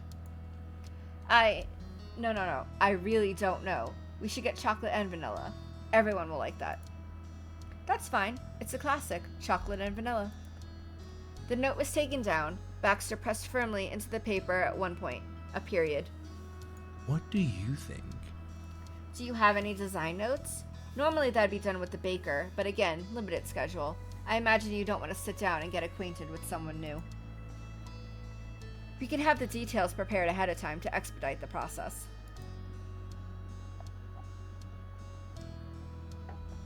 What designing does a cake need? Well, that depends on you. Cakes can come in about any style you can imagine, and many more styles you never think of on your own. Scott almost leapt from his seat over that topic. Maybe he would have if he wasn't so pressed in on all sides. That's true. I saw a lot of pictures when looking up bakeries. They can be so cool. People can make these 3D carved cakes into shapes of things. It doesn't look like cake at all. There were few opportunities in life where you could justify spending a lot of money on an incredible cake. This prospect of that time being now had Scott more excited about the planning than anything else so far. You can even get a cake that's a car. Seriously, a car. With working headlights and everything.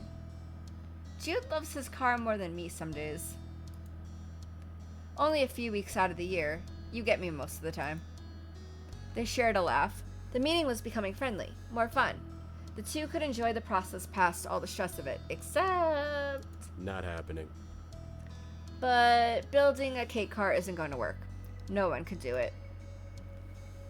Unfortunately, Jude was correct on that count. Baxter's recommended baker had to be good. However, humans could only do so much. A custom confection vehicle in a matter of days with no prior notice was asking for there to be no cake at all. In fact, it made baking cupcakes the night before an event look like a piece of cake. Perhaps a compromise is in order. For example, a typical tiered cake with some modeled decorations. Who's gonna notice? Baxter lowered his pen. The positive momentum had been lost.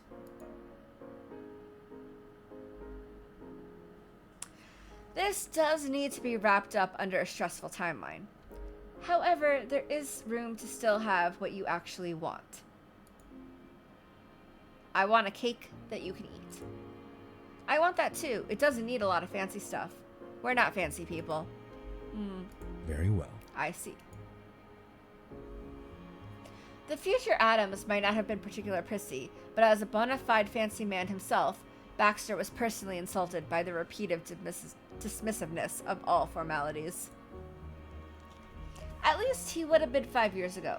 You had no idea what he was thinking now. His expression was inscrutable. It was only clear that he was continuing to pay close attention. Well, I won't pressure you to do more than you'd like, but I think we should at least pick a couple of words to denote the overall theme. Traditional, vintage, modern, and such. Uh-huh. Finished and not ugly. Jude wouldn't bite no matter how appetizing the treat. Baxter reevaluated his approach. Those should go without saying with this baker. If it doesn't matter in particular to you, that isn't a problem. Scott, do you have a preference? I'd want something that seems modern. Old-fashioned cakes are not my style. Or in less diplomatic terms, the sight of frou-frou buttercream piping might have made him break out in hives, despite the lack of allergies. Absolutely. That's the approach. What's the actual presentation?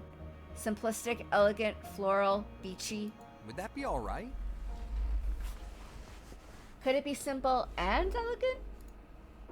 Scott thoughtfully scratched the stubble along his jaw as his gaze wandered. That combination of descriptors was one of those possibilities he couldn't even imagine, apparently. Certainly. Then that, right? He glanced to Jude instinctively. As dismissive as Jude had been about the cake, Scott remained hopeful his partner would feel positive about it. Great. Perfect, Scott. Jude meant it. Even if it wasn't what Scott had wanted, it was enough.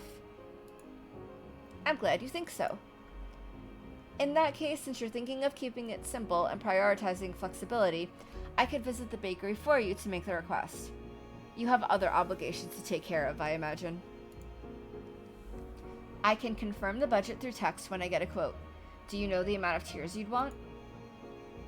You tell us. You've seen how big our party is. All right. I can certainly give my take. For a wedding of your size, I would suggest 3 tiers at least. Done. Guess so. That's good. We're going to have a wedding cake. Compared to how enthusiastic Scott started at the outset of the topic, the conclusion was like a cake that didn't get baking powder mixed in the batter. Flat. Still, it seemed any cake would do, literally and metaphorically. Jude didn't care, and Scott wouldn't push it. Baxter's planning abilities had been tested there, and the only one who came out fully satisfied was Jude. I can do that. I believe I know everything I need at the moment. I could put in that order for you today.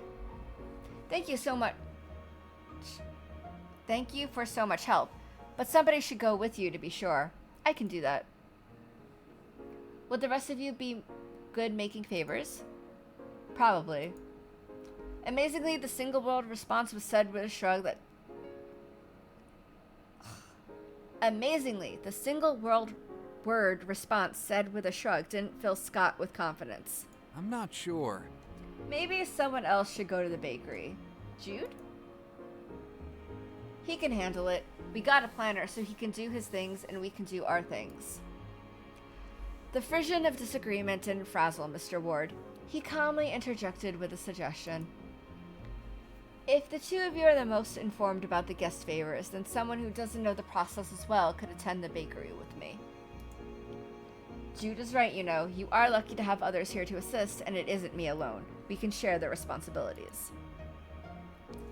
Randy and Terry have been helping out. Ryan just got here. We have to show them how to do it. Scott grabbed his fiance's shoulder as he piggybacked on where Jude was going. They'd been redirected back to the same page. Yes. Or they could be the one to go to the bakery. Your name coming up for the assignment didn't get the planner to acknowledge you in any way. He reacted as distantly as if they said their random cousin, Tom Gregg, could go. Baxter wasn't intending to mess around with the planning. You could understand that. Do you mind, Ryan? Sure, I can go to the bakery. Nice, I get the fun part. Blah, blah, blah, blah, blah. That's what's best. Leave it to me. Thumbs up, shrug. Nice, I get the fun part. We owe you. Thanks. Thank you. Yeah. That makes sense. Ryan will do a good job getting the desserts. Terry nodded at the wisdom in the plan. It was a unanimous decision. Baxter grinned past you in an entirely artificial way. It settled. A few more minor details were laid out before the end of the meeting was officially called.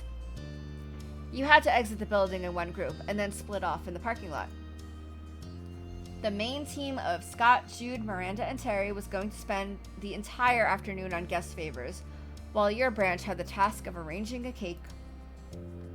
Baxter directed the way to go and separated from the crowd first. You had to give fast farewells before catching up with your partner for the operation. Baxter led you to the back of the lot and approached what you assumed was his car. Somehow, as you got closer to it, you could have guessed it was Baxter's. It was sparkling white, not a single scratch, scuff, or speck of dirt. Once the door was open, the interior, however, was floor-to-ceiling black. Black and white. Another coincidence, perhaps? Or were there too many of those at this point for it to be happenstance? Baxter eased the seatbelt across his chest and addressed his passenger. You. It was strange. He'd been so committed to maintaining a defined distance. When it was no longer an option, he didn't touch on the change. Instead, he behaved as if he was always an employee in your service. So, Welcome to my vehicle. Please change the temperature and air direction to your liking. The radio works. I'll leave it off, but of course you can put on some music if you want. Baxter's face was kept straight ahead, his eyes toward the road, and he hadn't even started driving yet. How professional. You could watch him as much as you wanted, right up close, and you did. The beauty mark on his neck was close enough to touch. That was him, Baxter Ward. It was you and Baxter, sitting alone in a car after 5 years and a promise that you'd never see each other again. And he wasn't going to acknowledge even a hint of that on his own. You were certain of it.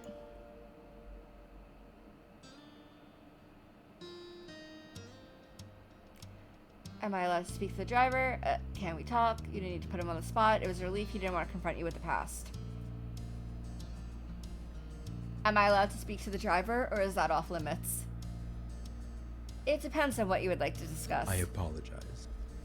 I can endeavor to help with any part of the planning, but unfortunately my base of knowledge is limited to specific areas. Well, that was a pleasant way to outright reject talking about anything actually important.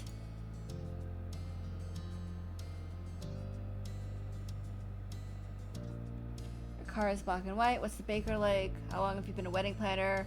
When do people normally order a wedding cake? Have you been doing well? Is he gonna answer this? He's gonna answer this. He'll answer all of these. I know that.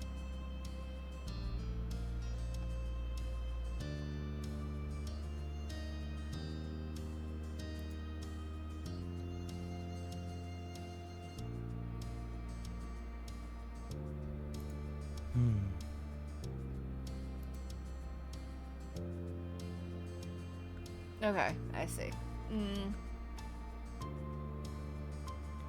I have to tease him about the black and white car.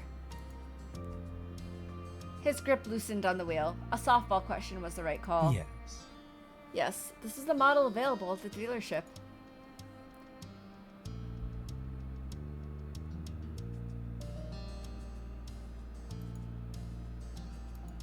Oh, okay. Yes.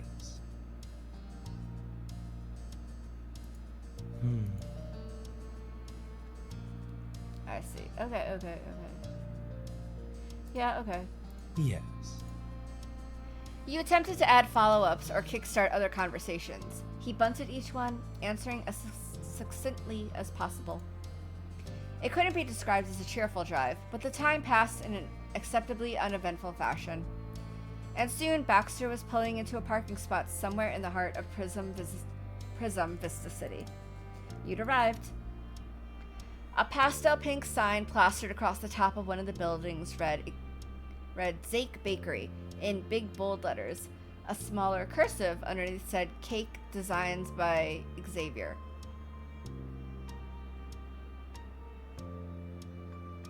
Cake Bakery? Zake? Baxter approached without wasting a second. A tinkling bell jingled as Baxter opened the door. He held it out for you. Being in a rush didn't mean being impolite, apparently. You joined him. The design of the sign accurately... Hi, thank you.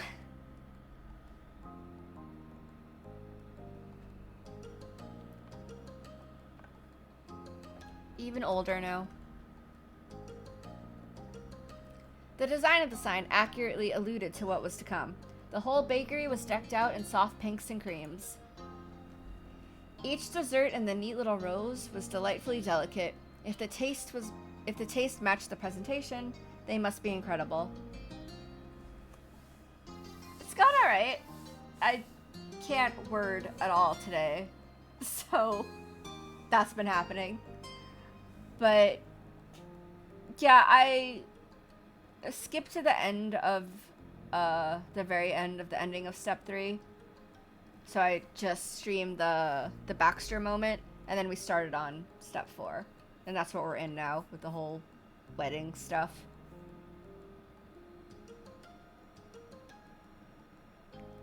Baxter's the stubborn one. Honestly, if it wasn't this kind of game, and you know, if I wasn't pushing for that romantic outcome, I would not be putting this much effort into this. Because honestly, the amount of, like, just walls.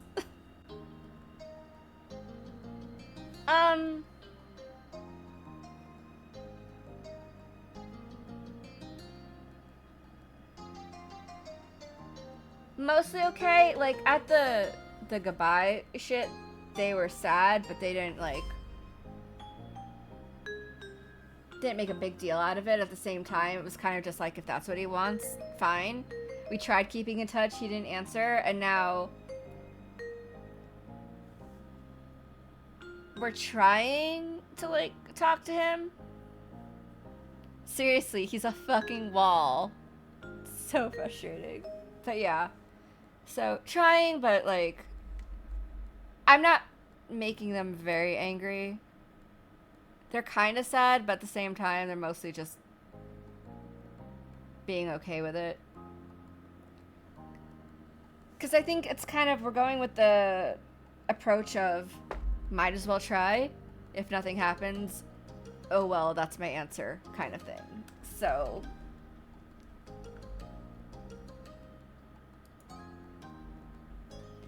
warm air perfumed with spices like cinnamon and nutmeg surrounded you completely. Whatever teenage Baxter's sharp monochrome style was supposed to be, this store was the opposite of that. The sound of the bells summoned someone from the back. Clad in a simple apron with far from basic face makeup on and a stylish updo, the employee smiled brightly.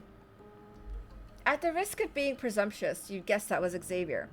Their whole look was made to fit with the overall aesthetic. Even the flowers in their flowing hair looked as if they were plucked right off a wedding cake. Always a pleasure.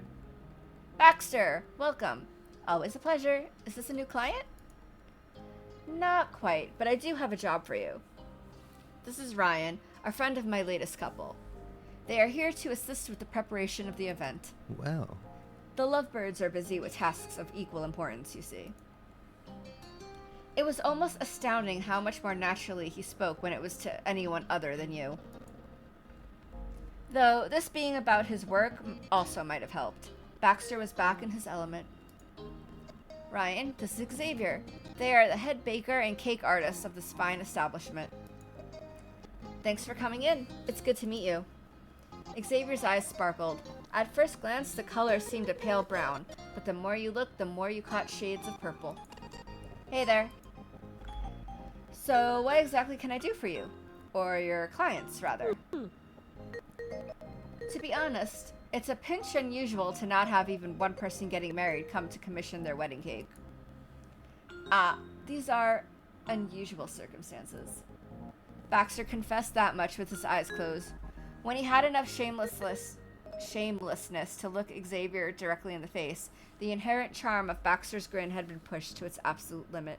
is that fine? Could you possibly make a 3-tier cake that is simple yet elegant and modern in about 3 days? Xavier's perfectly painted lips popped open. Not a word came out of them, but it wasn't as if they were giving a chance to object. There was more. And that's schedules including today. The wedding is Saturday afternoon. Baxter rolled his wrist, smoothly recounting each of the points set during the initial planning meeting. If he stated it as a predetermined fact, surely that meant it become a reality. It become real. For flavors, they were like chocolate and vanilla, separate for 2 tiers and in combination for 1. They finally caught him off there, folding their arms definitely. Flavors are not a concern right now, monsieur. Really? I would say it's fairly important. Not if I can't do the order. Oh, Xavier, no need to worry. I trust in your abilities immensely. There was a scoff. Baxter kindly ignored it. Besides, there are worse arrangements. He really does. Are there? And an example of that would be... Well, entirely theoretically, you could have to prepare desserts for a full-scale party the very night before the event. You blinked. Did Baxter just reference when you worked together to throw a party for Miranda? Those shared memories had played about your own mind lately, especially since you were handling event desserts together again. But he made his interest in reminiscing known. There was none. And yet, there he went, chuckling heedlessly and running a hand through his hair. Understandable. I am sympathetic to this being a difficult task. As Ryan is my witness, I did swear to never take for granted the efforts it takes to provide decorated and delicious treats under pressure. We were only able to start baking 3 dozen cupcakes at a time when many people would be going to bed. Baxter glanced at your face, his eyes sparkling with affection. Excuse me, you gave me the fucking cold shoulder in the car. And now you are using me as a ploy to get someone to make a wedding cake, which I will go along with because we need the wedding cake, but still. You are not smooth.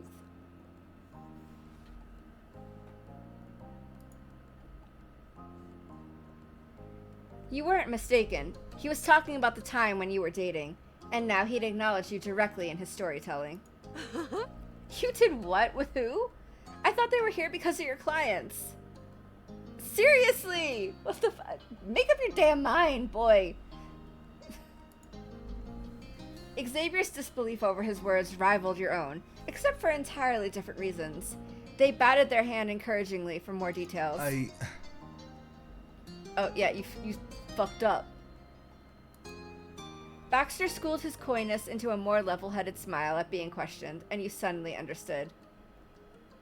I know! I'm so professional! Actually, remember the time we, He knew Xavier. He knew you. The clients he didn't know weren't there. For a moment, Baxter had forgotten his professional self.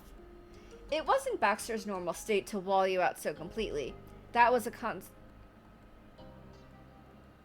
concerted effort, one that went against his real preference. His first instinct was still to be amicable toward you. Baxter and I have quite a history. It's all true. We were up in the dead of night frosting those cupcakes. The cupcakes were only half of it. Did you know he drank underage? I've known Baxter since his black and white phase. Oh. Choices. Choices! Too many choices!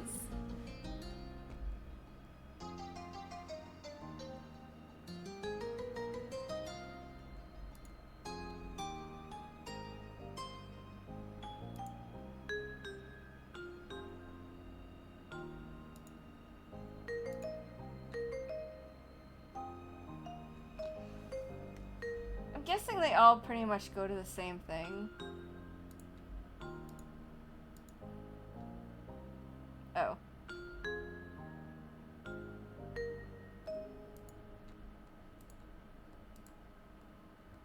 Yeah, he stops all the talking, so which thing do I want to say?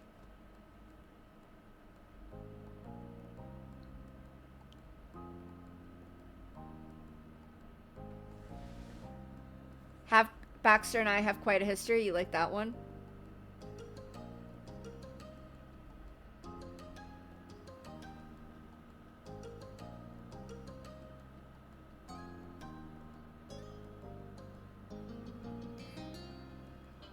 Yeah. Alright, we can go with that one. Otherwise, I was going to choose this one. Frosting the cupcakes. Baxter and I have quite a history.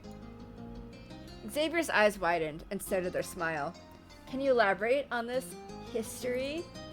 But that tangent was stopped short with a demure ahem. Let's not get too distracted. While 3 days is more than a single night, it is a tight deadline regardless. It would be rude to take up any more of your time than necessary. Baxter spoke while continuously ignoring the fact that Xavier did not accept the commission being foisted on them. Truly, nothing rude was allowed. As the only person in the room who might be able to understand the nonsense of what they were going through, Xavier frowned at you. You had no explanation to give for Baxter. Sighing, Xavier pressed their palms into their lower back, already feeling phantom strain from this job. Yeah, exactly. You just don't want to hear about the, history.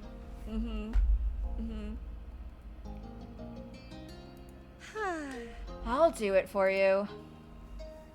That sounded about right.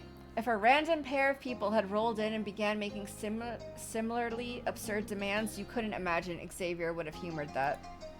Still, a victory was a victory. Mr. Planner managed to pull it off, somehow. Thank you. Thank you so much. You are a lifesaver.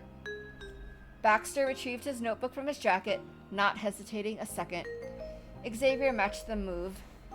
They had a notepad with order sheets.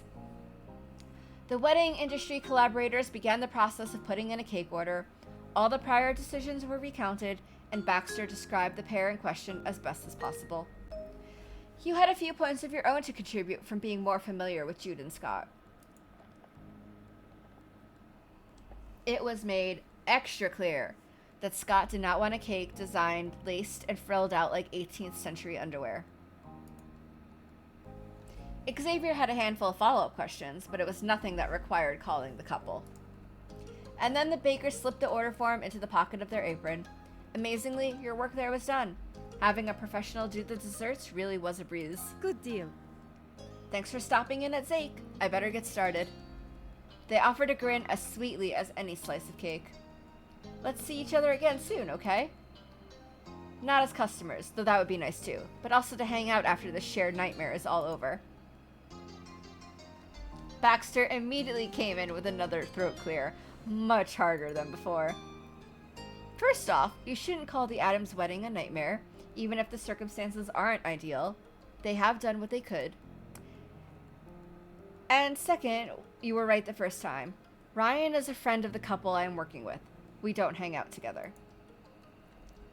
Xavier's face went blank, and they paired it with an ever so slight tilt of the head.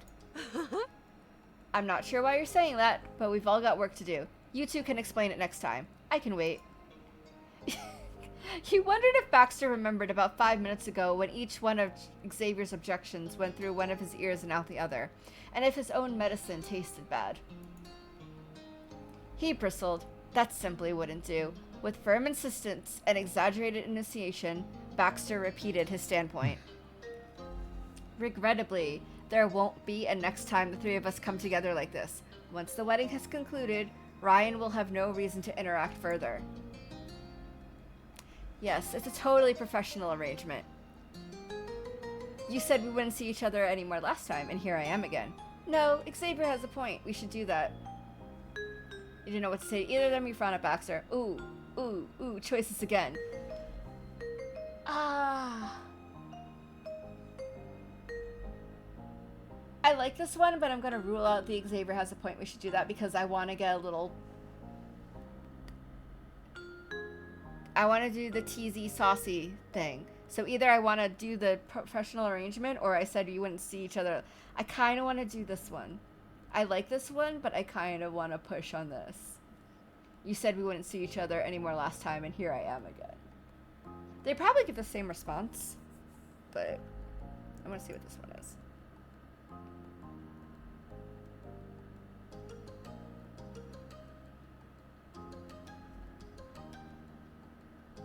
Yeah, I'm gonna go with this one.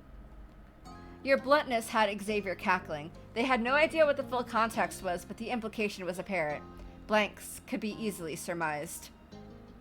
Baxter shot daggers at you without ever dropping his sparkling customer service smile. That only made it more intimidating. How wonderful. Clearly, the two of you will be marvelous friends. And that doesn't extend to you? Exactly. Now, Now, thank you very much for accepting this rush order, Xavier. You are such a help, but we need to be going. In the most roundabout way possible, he was kindly requesting Xavier get off his back already. Then he turned that back directly to them and strode out the door without another word. Xavier watched his dramatic exit with their hands stuffed into the big apron pocket. An unexpected seriousness colored their normally bright features. For as playful as Xavier was, they were concerned about their acquaintance, work friend, normal friend. You didn't know where they stood with him. Xavier themselves likely didn't have a clear answer. Baxter was opaque that way. Phew. Good luck with all of this. Thanks. I'll need it. You gave your goodbyes, not knowing if it'd be for the last time or not, and headed after Baxter. Baxter was waiting for you by the car. He climbed inside as you approached, before you were close enough to try speaking. You joined him inside. It was tense. Against all odds, being alone in a small space with Baxter had managed to become an even more awkward situation. Seated and buckled, you waited for what he'd do. Baxter asked a simple question. Could you enter the address of where you're staying? I could drive you there. That was straightforward enough. You punched it in. Thank you. It went quiet again until he was on the road, past the bakery and out of the most traffic-heavy part of the city. well, Jude and Scott should be pleased to hear they will have a lovely wedding cake. You assumed it would go that way. Of course, Baxter would dance right around what happened without actual acknowledgement.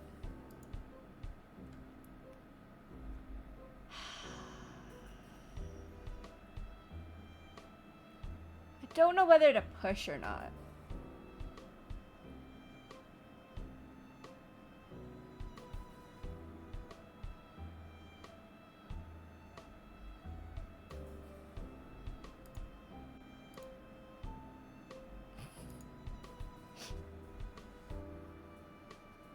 I'm gonna push, and then if I don't like what happens, I'm gonna go back.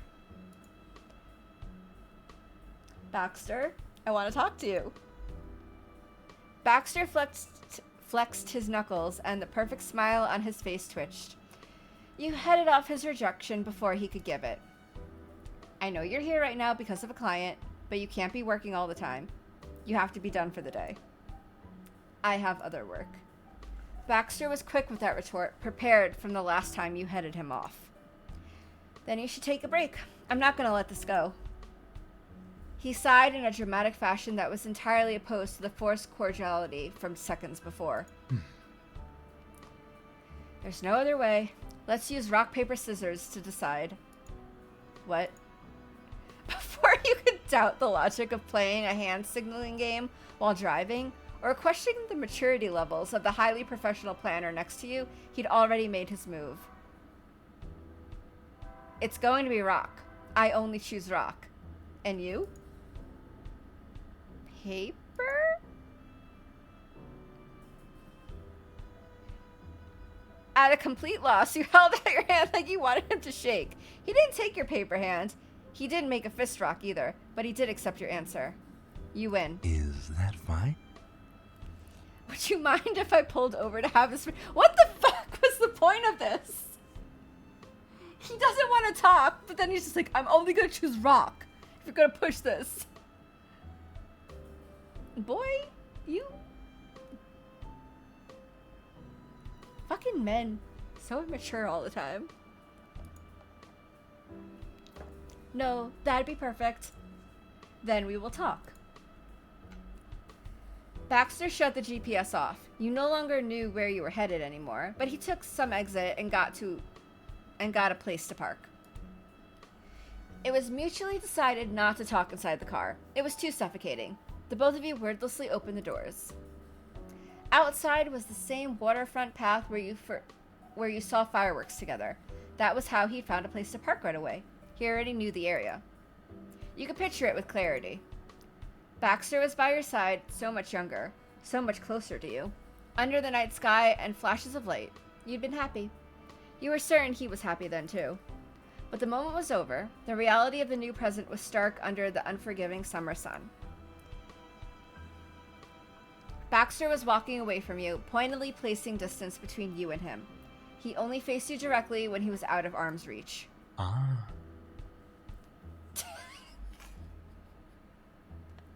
Ah, Ryan, what a stunning coincidence stumbling into you here, and right when I happen to be taking a bit of time off work. Oh my god, I want to punch him so bad. Oh my god.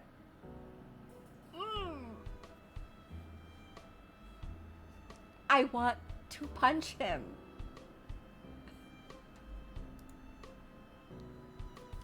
You'd finally got him talking, and it was pure sarcasm. See? Kofi, you agree. I want to punch him. How are you doing this fine afternoon, I'm totally fine. There's nothing wrong with me. I want to know what's going on with you. I thought you left because the summer was over, and it would have been hard to keep in touch while you were in college or something. That was all. I didn't feel like we ended things on a bad note. Things were okay between us, right? Why are you so uncomfortable being around me? I just kind of can't understand what I did or am doing. I'm sorry. I'm sorry, Ryan. He is being annoying. He can't emotion well. He broke eye contact. It was his only escape since you hadn't let him run away for real again. I'm not any less immature than I was 5 years ago, it seems. I've been incredibly rude to you, and that is inexcusable. You're not unwelcome near me. Of course not. However, I'm here to plan Jude and Scott's wedding. My priority is that only. I don't want to get caught up in anything else. There's no need to reminisce. I hope that's not insulting. It's honestly not meant to be a strike against your character. You need to understand. You are a lovely person and have many wonderful friends. You don't need me to be an active part of your life. It's best if you ignore me entirely or view me as any other stranger. I get it, but I want to be friends. It's not me, it's you, huh? Why, though? I understand. You simply stared silently.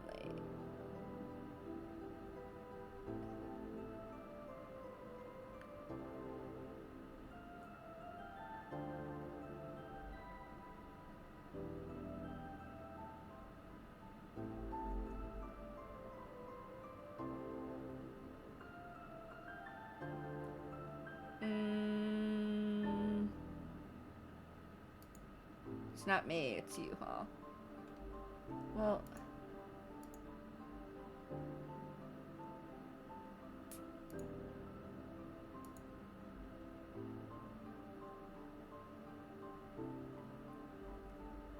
Okay, I'm gonna go with my first one, which is not me, it's you, huh? Exactly. Smiling at you in a wholly impersonal way, Baxter wrapped up this exercise in futility.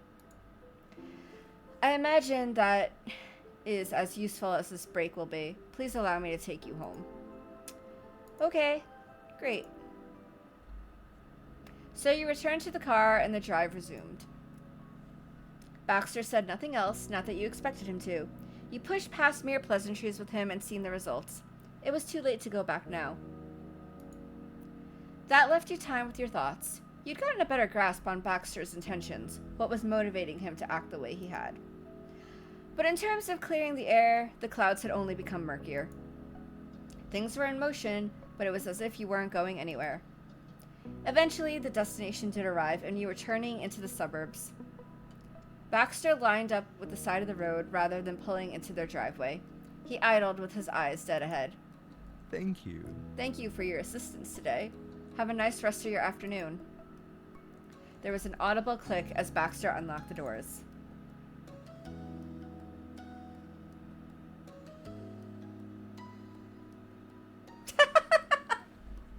That sushi roll was good. From what you said, I did try it, but like, ooh. See, I'm angry, so I want to say whatever, but I don't know if...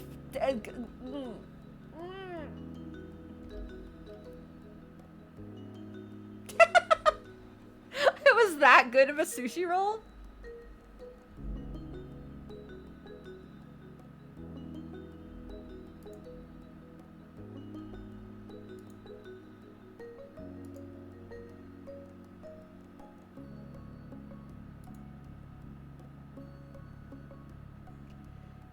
There's anything different depending on what I pick. So I could just say whatever I want, which means I could just say whatever. Because I'm angry now.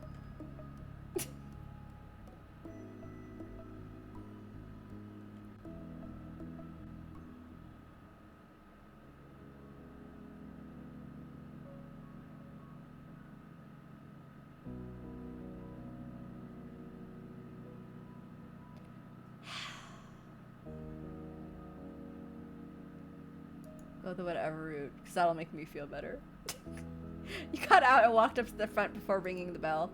The day's plan should have the whole rest of the group home and working on guest favors. Baxter's car lingered on the curb in your peripherals. Maybe he wanted to make sure you actually did get inside, or maybe not. You never could guess with him. You started from the door being opened. Hey. Hey Ryan, you made it back in one piece. You're already smiling from being back. Hi, Scott. While following your host inside, you stole a last glance behind you. The road was clear.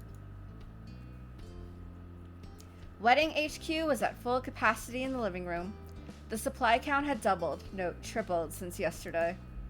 And most of it was candy. Presumably, they'd gone down the treat aisle at the local grocery store and gotten a bag of every single one. The only living human you could see sitting in the pile of goods was Jude. He lifted a hand in greeting. Hey. Hi, Ryan. Thanks. You're just in time. We're making lunch. The voices of your friends carried over from the kitchen, as did the smell of the hearty, fresh-cut vegetables. You better save some for me. We will. So, How'd it go at the bakery? Xavier's gonna make it, and we told him everything you said about it. The bakery was nice. It should be a good cake. Thank you. It's hard leaving it all in someone else's hands, but this is gonna work. Knock on wood. He tapped his knuckles against his own head, chuckling. Thanks. You gonna help with this? Without stopping his busy work, Jude kicked at a nearby bag of chocolates. Oh, sure, I can. Great. Food first. Around the table, in between bites of homemade stew, Scott broke down what you missed. The actual favors were treat bags, but part of the job included creating a decorated place setter with the guest's name on it. That would indicate where everyone was meant to sit at the various tables. Technically, the attendee could take the fancy display with their name, but the couple was under no illusions that anyone would actually want to. It was purely for presentation. Woo! Get your food!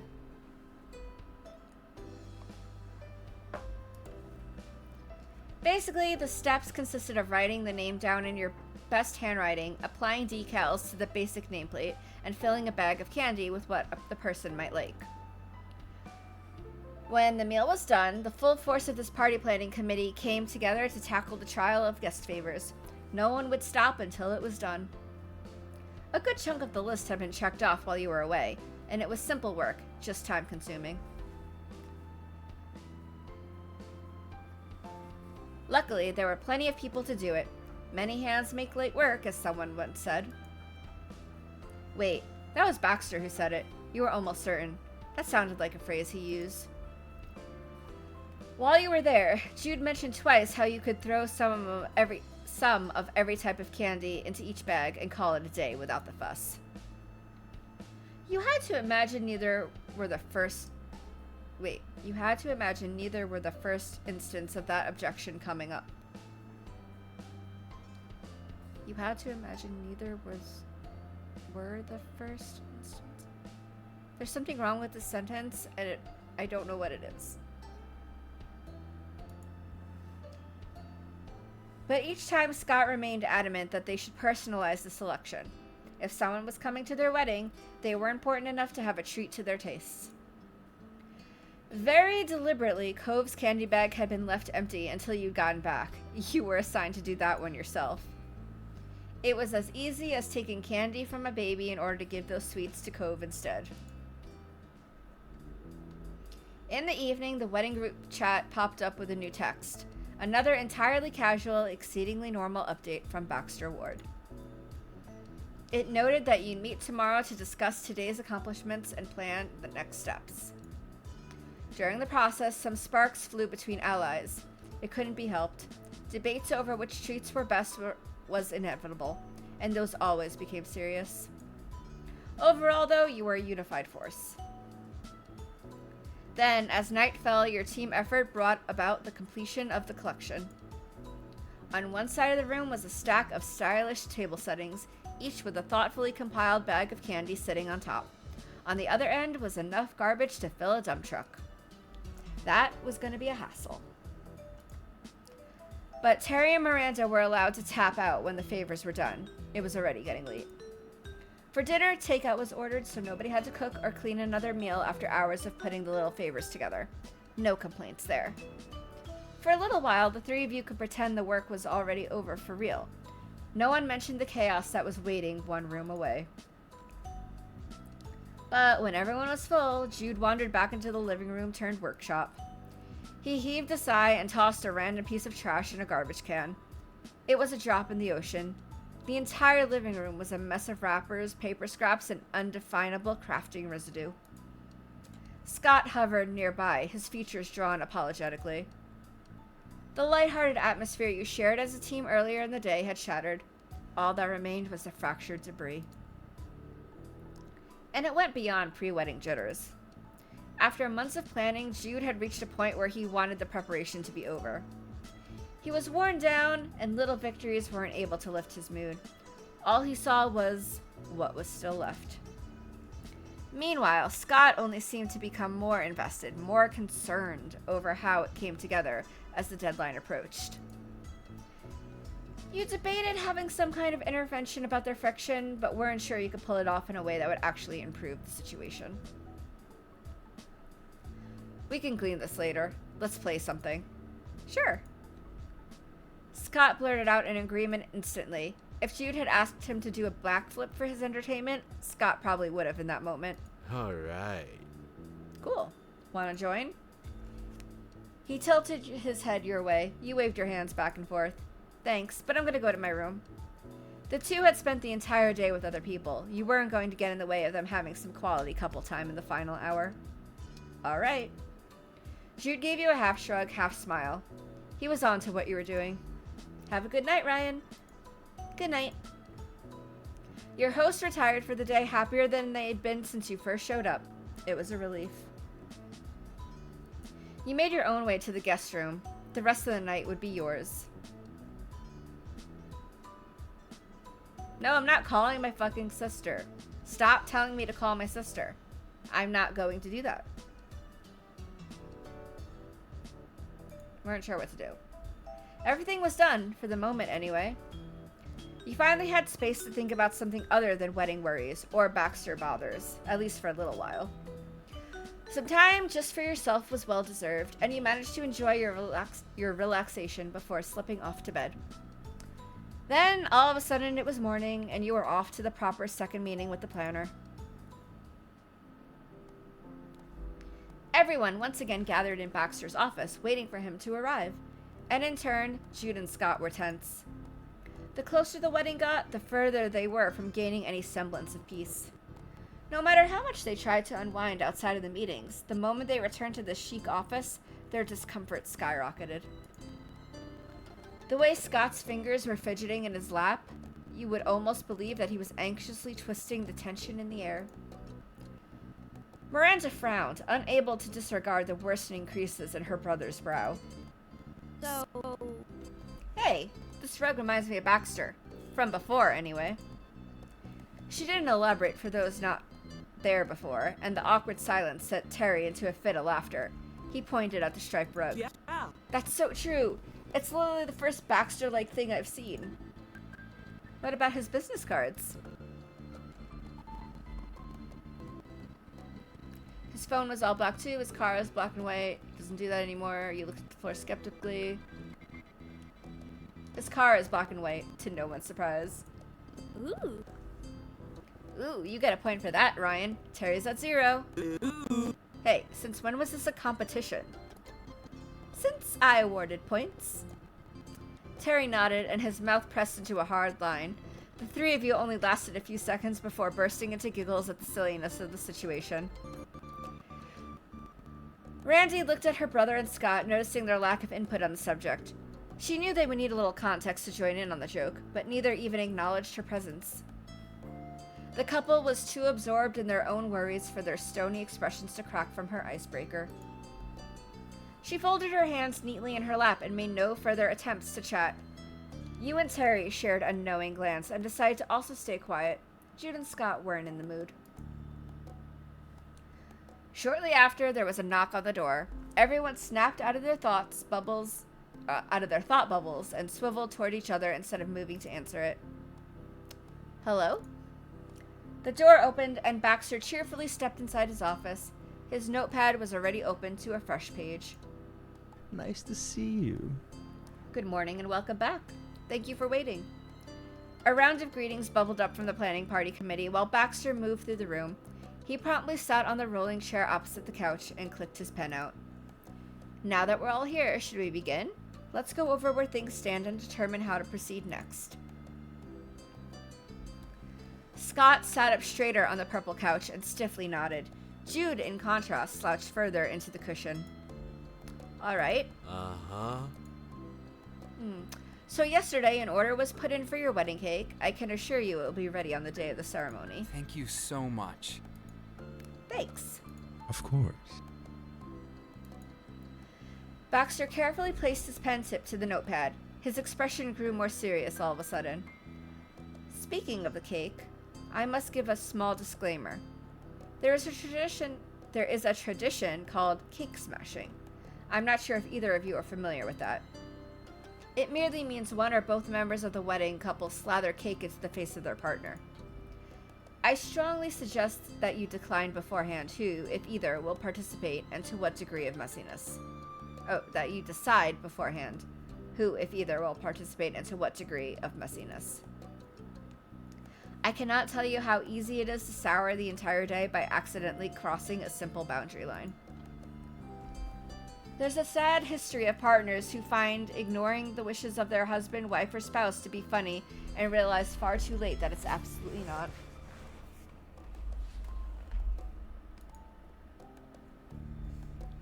Alarmed, Jude and Scott stared at Baxter. You were certain that neither had even considered any of those possibilities. Do you wanna? No. No, I don't. Do you? No. No. Then can we not do it at all? Do we have that option? Certainly. We don't have to include any tradition beside your own. The couple simultaneously sighed in relief. They peeked at the other and shared an amused grin. The first time either had smiled all morning. Baxter stole a moment to jot down a note. Glad to hear it. I'm delighted we're all on the same page. Moving right along, you worked on guest favors and decorations, correct? Have you finished, or will you be continuing with that task? We're done. But We're done with the guest favors, but... Scott anxiously laced his fingers and pressed his palms together in his lap. His knuckles turned white. Whenever he had anything to say about wedding plans, it had become a trial of trying to avoid a disagreement. It's fine to explain what's on your mind. That's why we're all here. There's no way to compromise or find a solution if you won't even have the discussion. That surprised you. Baxter's ability to confidently and kindly handle issues in this kind of setting was admirable, but also completely ironic. You knew what he was like on a personal level, and this was a big do as I say, not as I do kind of flag. Swallowing thickly in defeat, Scott's expression didn't seem so dire anymore. He was more willing to take on the challenge with Baxter on his side. Well, I also wanted more decorations. Specifically the main thing for a reception. We don't have that. Centerpieces? Yes, that's what I meant. We'd need to buy all the parts, but if we kept the design simple, then I think we could be done before the wedding. After getting his thoughts out, Scott risked a glance at his fiancée. Jude closed his eyes heartily and took a deep breath. Let's go to the store. It's gotta be done today. that'd be cool. Awesome. Cool. And I can go without you if you don't want to. It's fine. No, it's fine. I'll do it. Scott's joy vanished. Jude didn't hide an ounce of irritation in his voice. He was forcing himself to go along with this rather than taking any true interest, and he was making that fact crystal clear. Come on, Jude. She poked the side of his arm with a forceful jab, and Jude shooed her off. His frown worsened into a scowl. I already said I'd do it. I understand. I believe you're right, Scott. There will be room to pick out some materials that can be arranged into a lovely centerpiece. The process can be quite low effort and look wonderful, so I'm taking it that shopping for decorations will be the big task of the day. Scott watched Jude a few seconds longer before answering. He nodded slowly. Before the window of opportunity closes, is there anything that you would want to include, Jude? Anything that you'd enjoy? It doesn't even have to be a typical wedding feature. There are no limits on what your own ceremony or reception can have. No. He folded his arms across his chest, and you wondered how deep Jude was about to dig in his heels. I don't want anything else. We're almost finished. Why add more on top of it? Randy sighed. Terry silently bit his lip. That was the track you'd gone down before, repeatedly. It was always the same point of contention with Jude. But today, Scott was emboldened. Enough that he muttered his long-held-back grievance anyway. Why are you being like this? If you don't have anything If you don't have anything to contribute, can you at least stop trying to take away what I think of? Jude's eyes snapped wide open. He swiftly pulled in his shock and replaced it with a distinctly unimpressed stare. I didn't take away anything from you, and I did contribute. In the planning stage. We're past that. It's done. But since there's time, we could... Come on. We've been putting this thing together for weeks. Hell, months in some ways. I've been to more parties than you. I've planned more. You need to relax. Jude went to brush back some of his curls, but his fingers tightened and dug into his scalp instead. Bewildered, his gaze flickered around the room. Scott doesn't even like parties. I don't get his issue. We have a planner now. He can figure this shit out. Why even have him if we're still going to be spending every hour before the wedding working on crap? Jude's flash of anger dimmed as quickly as it had flared. He redirected his attention to Baxter apologetically. No offense, dude. It's not your fault. None taken on my account. The pinch in Baxter's features made you think he was fairly miffed on behalf of someone else. Continuing the trend of speaking directly to the audience, Scott offered his side of the defense. It's true. Everything Jude said is true. I've never planned a party, and yeah, I haven't been invited to many either. But we're the people making this one. I don't want it to be an awkward embarrassment. All of our friends and family are coming. I can't stand the idea that they'll leave wondering why the hell they even came in the first place. Scott began his explanation sad, but the longer he spoke, the more his own frustration grew. And having a planner doesn't mean we can drop everything onto someone else. The entire point was so more could get done. At least that's why I wanted an expert to help. I'm not interested in half-assing it, and if Jude doesn't want to do anything else, he doesn't have to. Oh. But all I've said against him the entire time is he should stop making me feel guilty for not giving up.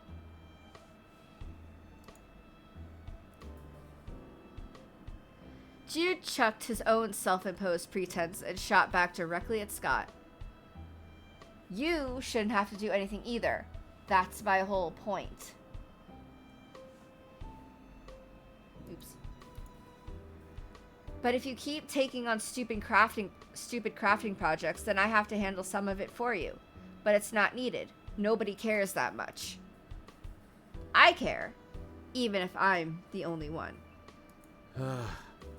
Oh, come on. That's not what I meant. Right. Right, Jude. It just... It really sounds like you're invested. Oof. Wedding planning is stressful. And that was the end of their discussion. This meeting had not gone to plan, and the discomfort was reaching suffocating levels. Baxter leaned back against his chair, crossing his legs. Let's take a pause to breathe and assess what's happening here. There's nothing wrong with caring about your wedding. But However, it is a truly draining experience to create a massive and important event from the ground up. That's why we have planners, so there should be an understanding for that as well. Now, as the expert here, I must ask an important question. Both Jude and Scott nodded. Their gazes became glued to Baxter, anything other than each other. Slowly, Baxter untwisted himself and leaned forward, almost lifting out of his seat. What are your opinions on bowling? What the hell? Bowling. It's a casual sport, popular with almost all ages. What is his obsession with bowling? Hold on. Dude, he knows what bowling is. He's asking why that was your important question. You can't be telling me people have bowling at their weddings. Baxter considered that remark with a smirk. He tapped the side of his cheek twice. No one has ever done that at any of the weddings I've helped plan, but I wouldn't be surprised if some couple out in the world set up a game or two of lawn bowling for their guests. Maybe. Or perhaps even held their reception at a bowling alley. Interesting, though that's not what I had in mind. I wish to invite the 5 of you to bowl with me today. Right now, preferably. My treat. Perplexed, Scott pushed his glasses up. He was at a loss for words. I'd do it. What? I said I'd do it. You would? Jude's answer confused Scott further. He gauged the room, and Terry offered him a thumbs up. Fun. I love bowling. Sounds fun. Bowling time. I don't get either, but sure, whatever you want. You shrugged. You didn't know what to do. Bowling time! You teasingly raised your fist with your cheer. Terry and Miranda eagerly joined you with the next one. Bowling time! Alright, we can go do that? Excellent. Splendid. I know the perfect place. And that was how you ended up at the same exact bowling alley Baxter had brought you 2 years before. You followed your friends inside, holding that revelation close to your chest. It was fairly surreal to be there again, and with Baxter too. Everything appeared just as you remembered it, even down to the shiny red seats. The almost otherworldly atmosphere that seemed to encompass every bowling alley remained intact.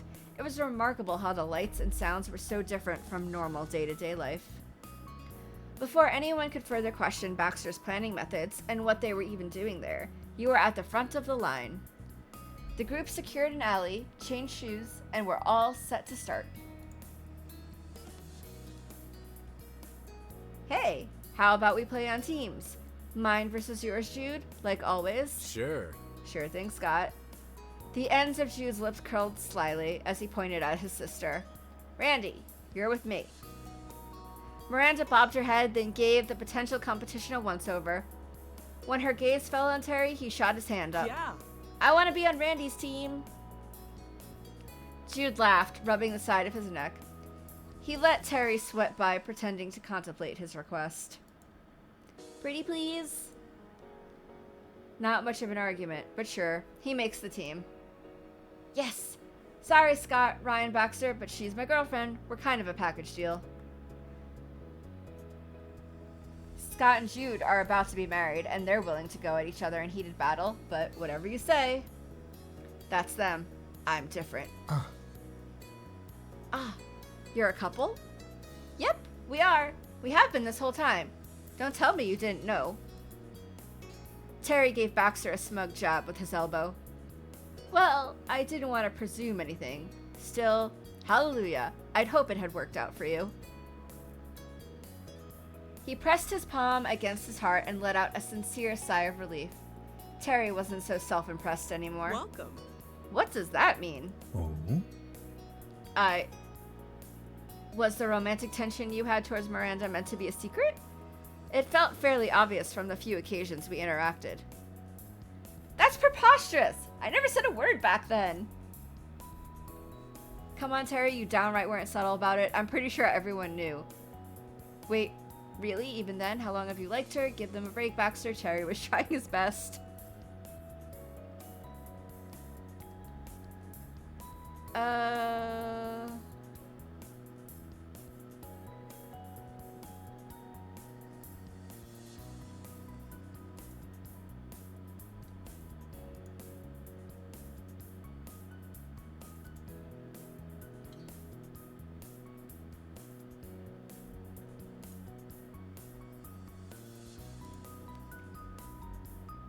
Go with...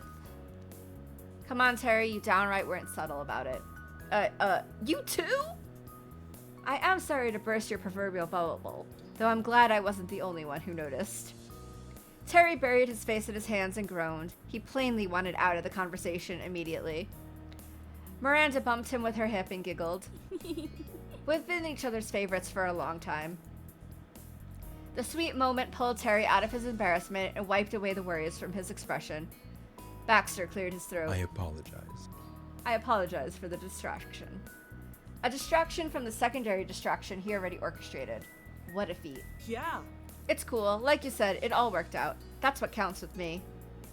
Energized, Terry punched a fist into his opposite palm. He nodded toward the alley. And now, I'm ready to roll. We've got our teams. We can start. If you don't mind, Ryan.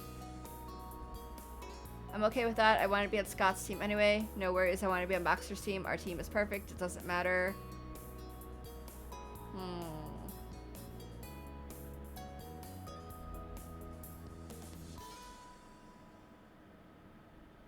So great.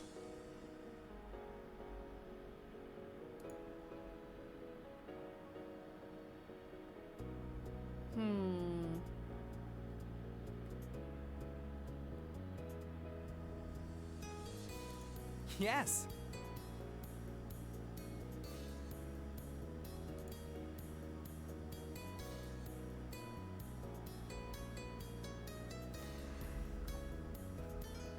For the situation, I more want to say I want to be on Scott's team. But we're single-handedly spearheading Baxter. So I'm going to do the really out of place, no worries, I wanted to be on Baxter's team.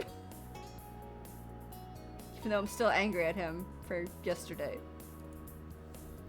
You casually pointed at Baxter with your thumb, and Miranda caught her jaw in mid-fall. She blinked. So great. That's great? Nodding in response, you could feel Baxter's doubtful stare prickling your skin. You turned, catching his eye, and he resumed a more professional composure. How are we deciding who's going first? Rock, paper, scissors? A classic. One I rarely win, though I only choose rock. What a statement. He was a man with convictions. Rock-based convictions, apparently. Okay. Very well. Regardless, since Jude got to pick who was on his team, I believe it would be fair to Scott's team to take their turns first. Jude shrugged smugly at the suggestion. He gestured toward the colorful bowling balls. Go ahead. It's not going to make a difference. He's right.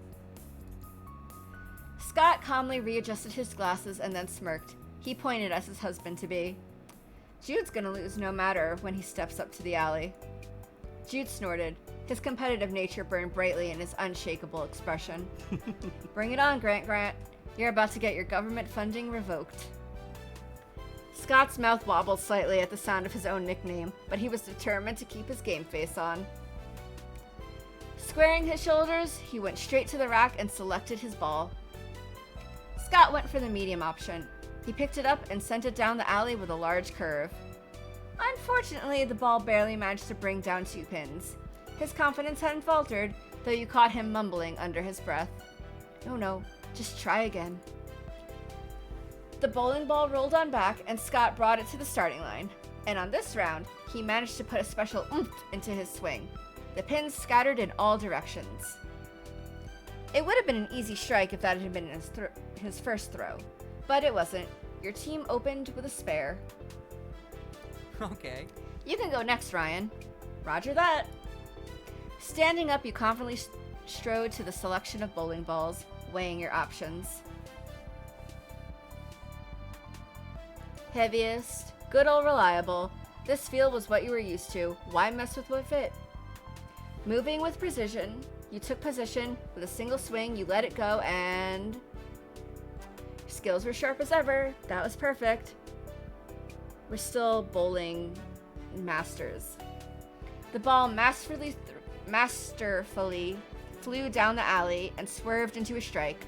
Scott excitedly threw his arms into the air and cheered. Whoa! Incredible! Thanks. I'm going to try my best to keep it up. Win or lose, I'm betting on you for the best individual score. Last up for your crew was the wild card. The person any of you least expected to be here, yet he was the only reason you were there to begin with. Your paths crossed while you were returning to the sitting area, and Baxter was going to select his ball. He briefly tilted his head in your direction. Ugh, it's not what I meant to do. I'm also glad to be on this team. The sound of his voice stopped you dead in your tracks. You looked over your shoulder, but he had continued on his path. Shaking your head, you secured your seat and watched what he did next. Did his bowling skills improve, or has he not bowled since we bowled 5 years ago, so they are exactly the same? Baxter brushed his fingers along the rack of shiny weighted spheres. His hand stopped on a white ball, the heaviest size. He selected it, not without a subtle smirk. He showed up to the alley just fine with that. Oh, he got stronger!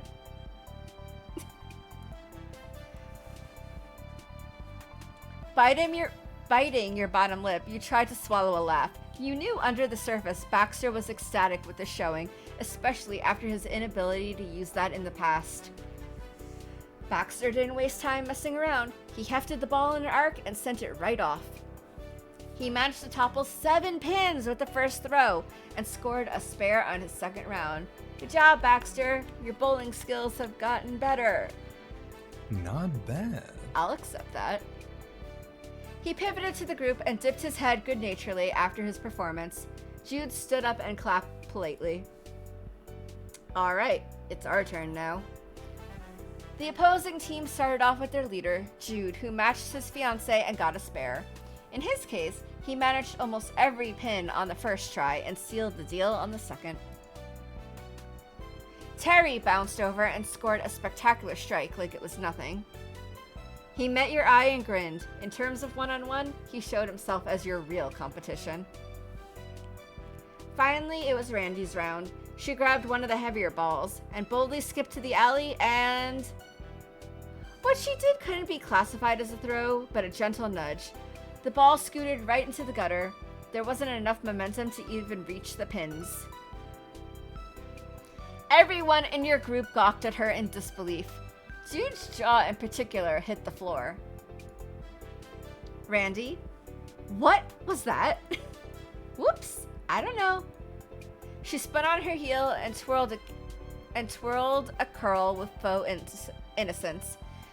Jude ran a hand down his tense face. He knew what kind of mischief his sister was cooking. Really? You're throwing the game for me? My own sister?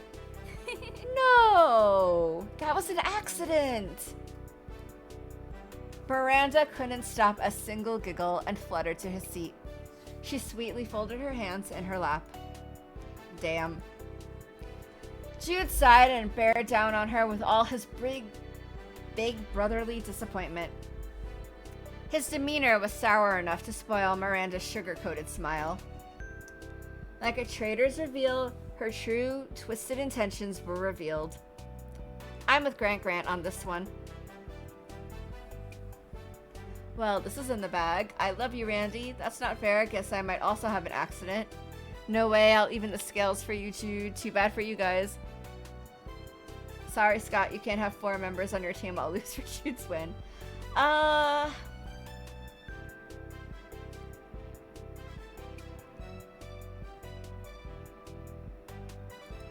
Thanks.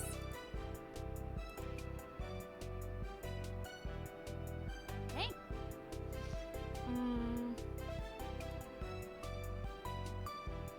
Yeah. No way. Okay.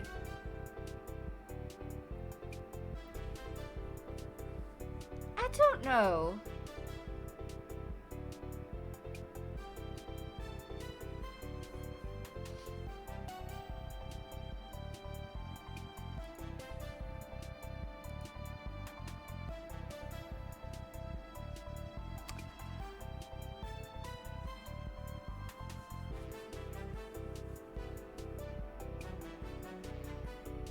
I don't know which way I want to go on this one.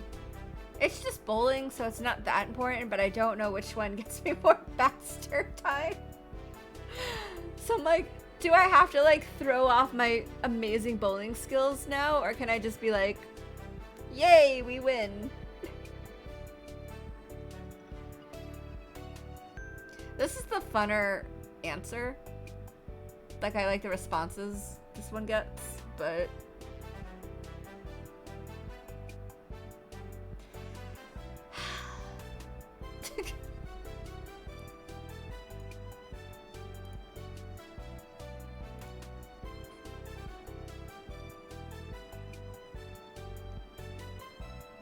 We'll take the win. I love you, Randy. Thanks. I love you too, Ryan. She held up her hands in the shape of a heart and beamed. Don't count your chickens before they hatch. I'm not out yet, and neither is Jude. Go ahead and try. So? I will carry this team if I have to. Chuckling, Scott got to his feet and pushed his sleeves up to his elbows. It was his turn. Good luck. You're gonna need it. So am I. Round after round, Miranda found even worse ways to send her bowling ball across the aisle. It was impressive, and your whole team reaped the benefits. Jude gave it his all, and Terry did what he could to buoy up the points with strikes, but their efforts weren't enough. At the end of the game, you, Scott, Baxter, and Miranda were the winners. Even though it was a biased 4 versus 2, Scott was more than thrilled to claim this win. A victory was a victory, and he didn't care to lose. Offered Scott a high five, fist bump. Both hands hug, hook. Threw your arms around Baxter in a hug. You fold your arms up. Okay. So, like, I want to do this one, but it doesn't make sense in the context. It's kind of like out of nowhere. It's kind of weird. I could do this one. Hook your arms around Scott and Baxter. What happens if I do this?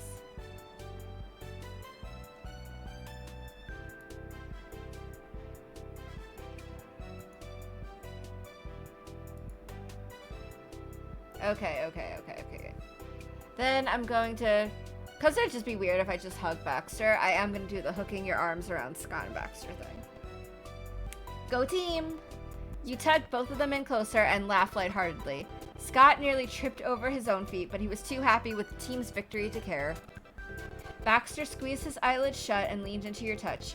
He didn't return the embrace. You are incredible. Fantastic work, everyone. You sighed happily in response and felt the soft ends of Baxter's hair brush against the side of your cheek. He opened his eyes and then held his breath. Baxter untangled himself from your orbit and stepped back to a more polite distance. That was the first time you'd been physically affectionate in years, and it happened so easily. Your body had moved on autopilot. For a split second, you were 18 and sharing a special summer with the boldly confident and bizarrely dressed boy renting the condo up the street. I told you, you were gonna lose. Scott punctuated his teasing with a breathy laugh.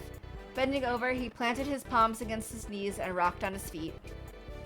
Jude attempted a frown, but the redder his fiancé's face became, the more his own smile grew affectionately.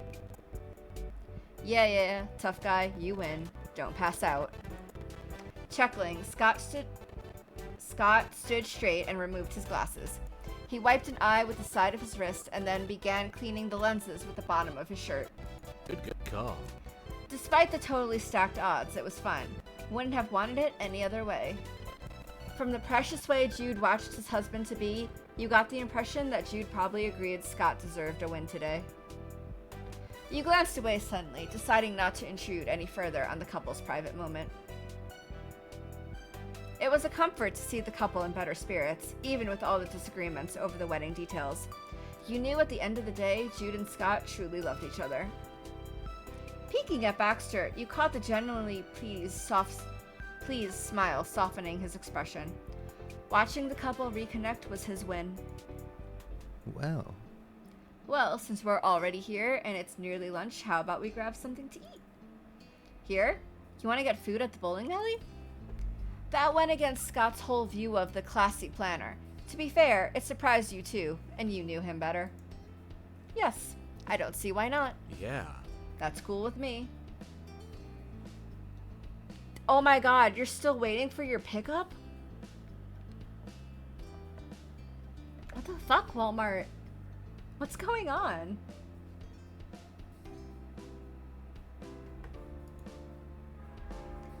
How bad could it be? Let's do it! Scott's focus flickered between the siblings, his brow raised in contrast to their easygoing remarks. Yeah. Sure, we'll eat here. Terry snorted and folded his arms across his chest. He didn't share Scott's qualms at that moment. Sorry. I'll bite. So, Baxter, I gotta know why you would want to eat at a run-of-the-mill place like this. Immediately, the corners of Scott's mouth curled triumphantly. He soaked in the validation that he wasn't the only one thinking things felt off. Do they secretly have an unquestionably good cook back there? You can tell me. Baxter's nose wrinkled at Terry's interrogation.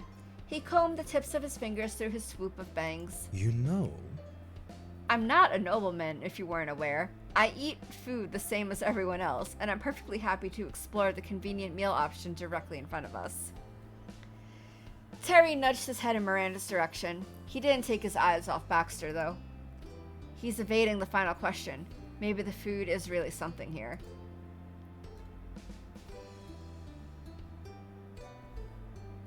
I recall when we went bowling together, you had us get food somewhere more upscale. Don't be shocked, Baxter is very flexible.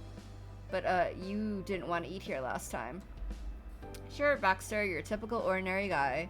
Amused, you merely shook your head. You scoffed at the concept of Baxter being unfussy. Gotta look at the options again. Yes. Okay. Dude. Wait, Dude.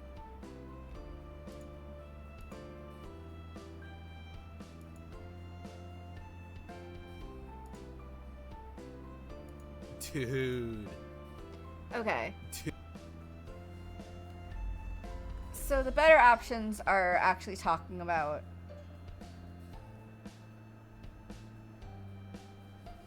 when we came here last time. So the others are fine, but I'm going to either do you didn't want to eat here last time, or when we went bowling together, you had us get food somewhere more upscale. I'm gonna go with I recall when we went bowling together, you had us get food somewhere more upscale. I believe we ate at a nice country club instead. Dude. Caught. Ooh.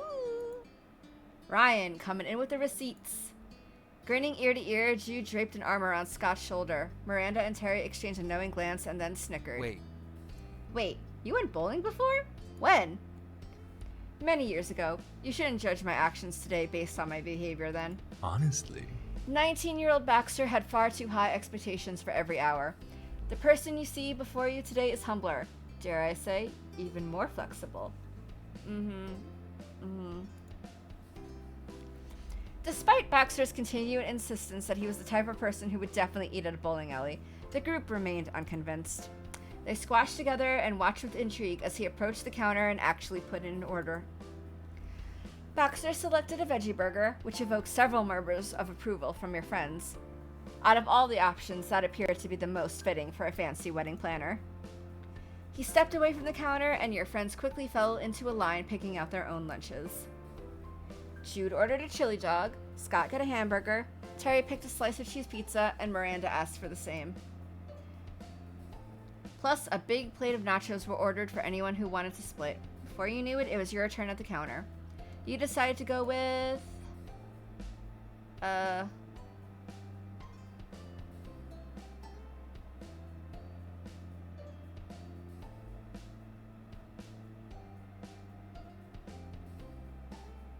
nothing. Is that all right? Are you sure you'll be okay with that? Yeah, I'm alright. Fine, but remember the nachos are for everyone, so if you change your mind, I won't go hungry. I promise. They always have to make a big deal when you select nothing. You found a free spot near the alleys to sit down. Terry idly drummed his fingers on the table, but you couldn't even hear the sound. It was drowned out by the surrounding clamor. Balls crashing into pins and the shouts of victory and defeat made for an interesting ambiance. We've got a good set here. Jude and Grant are engaged. Me and Randy are dating. Ryan and Baxter are, Terry. Terry, why? It's too soon, Terry. Terry halted there. His mouth had been moving faster than his mind. It had not reached its logical conclusion before he had begun to ramble. Apparently, he momentarily forgotten that Baxter's presence in your life was not of his own accord. He was merely there as a professional obligation. Awkward exes? Oh, you've heard about that. Yep. Yep. Baxter began fiddling with the paper napkin in front of him. His eyes narrowed as he tried to graciously move past the touch of embarrassment. How wonderful. Well, I think this is wonderful for Ryan and I. We're being unique in this land of romantic adventures. He gestured flippantly at the pair of couples, dropping the napkin. Scott's brows lifted. Are you serious right now? No. No, I am not. I'm being facetious. Ah, that makes more sense. The conversation grew quiet after that. Terry had managed to score some unintentional retribution after Baxter put his dancing foot in his mouth about Terry's longtime crush on Randy. But the awkwardness was overcome once the food came out. Everyone dug in right away, except for Baxter. He took the time to meticulously cut his veggie burger with a plastic knife and ate the bite-sized pieces with a fork. That action garnered a number of laughs. Baxter paid it no mind and enjoyed his meal. Partway through lunch, Mr. Ward ever so casually took lead in the conversation. Nothing more than table chatter, of course. So, what are we intending on doing after we finish eating? Going to the craft store. Jude grabbed a few tortilla chips and bit into them with a loud crunch. Humming, Baxter rested his chin on the palm of his hand. I've been giving it some thought, and I believe you may not have to. If you know what you want for the centerpieces, I could pick up the supplies and drop them off at your house later today. You could? Absolutely. That's not a problem. Me too. Right, I'll go with him to help. Yep, me three. In that case, I can see where this is going. The two of you can go home and relax, and we can do the pesky shopping. The two of you are likely more worn down than you've registered. My suggestion is that you should take as many breaks as you can sneak in before the wedding. As slick as ever. You don't want to crowd the house while they're resting, you'd have to go too. Craft shopping could be fun, why not? You could put in an extra effort as well.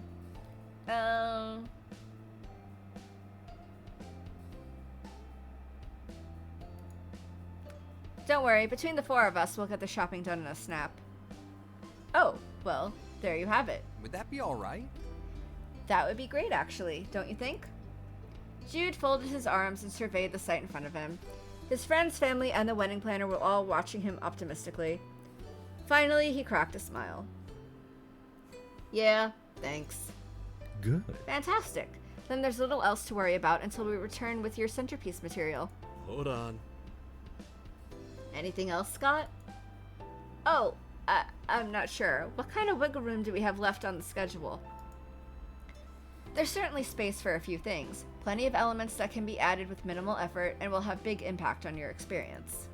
For example, you can plan to have a first dance, or have multiple with a parent, guardian, or another important figure in your life. Rather conveniently for the line of work I'm in, I used to ballroom dance competitively. I can do that. So if either of you need lessons or wish to practice, I can provide that. It won't be an additional charge, of course. My services are all inclusive.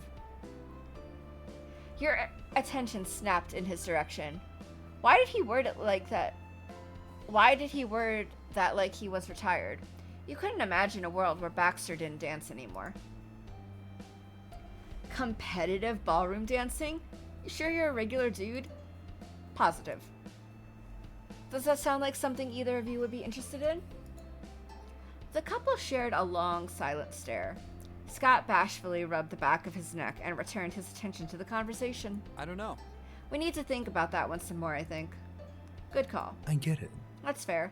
Let me know when you've come to a decision. Baxter hummed quietly to himself, musing over his next thought. He lifted his head. At this point, he wasn't bothered to hide that he had returned to planner mode. Jude, you mentioned you've thrown parties before, correct? Uh-huh. One's for my sisters, parents, cousins sometimes. Scott nodded proudly while Jude only shrugged in response. His lips curled bashfully. I've got a big family. But what about for yourself? Who throws parties for themselves? You are. Right now, actually. Oh, Oh. Fine. Yeah. Jude scratched behind his ear, reassessing the conversation. Baxter smiled amicably. No.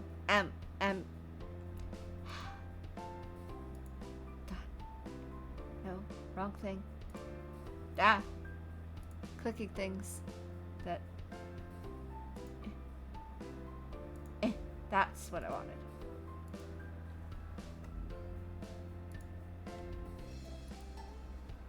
Oh my god. No, go away. I have things popping up. And I'm just trying to look up this word.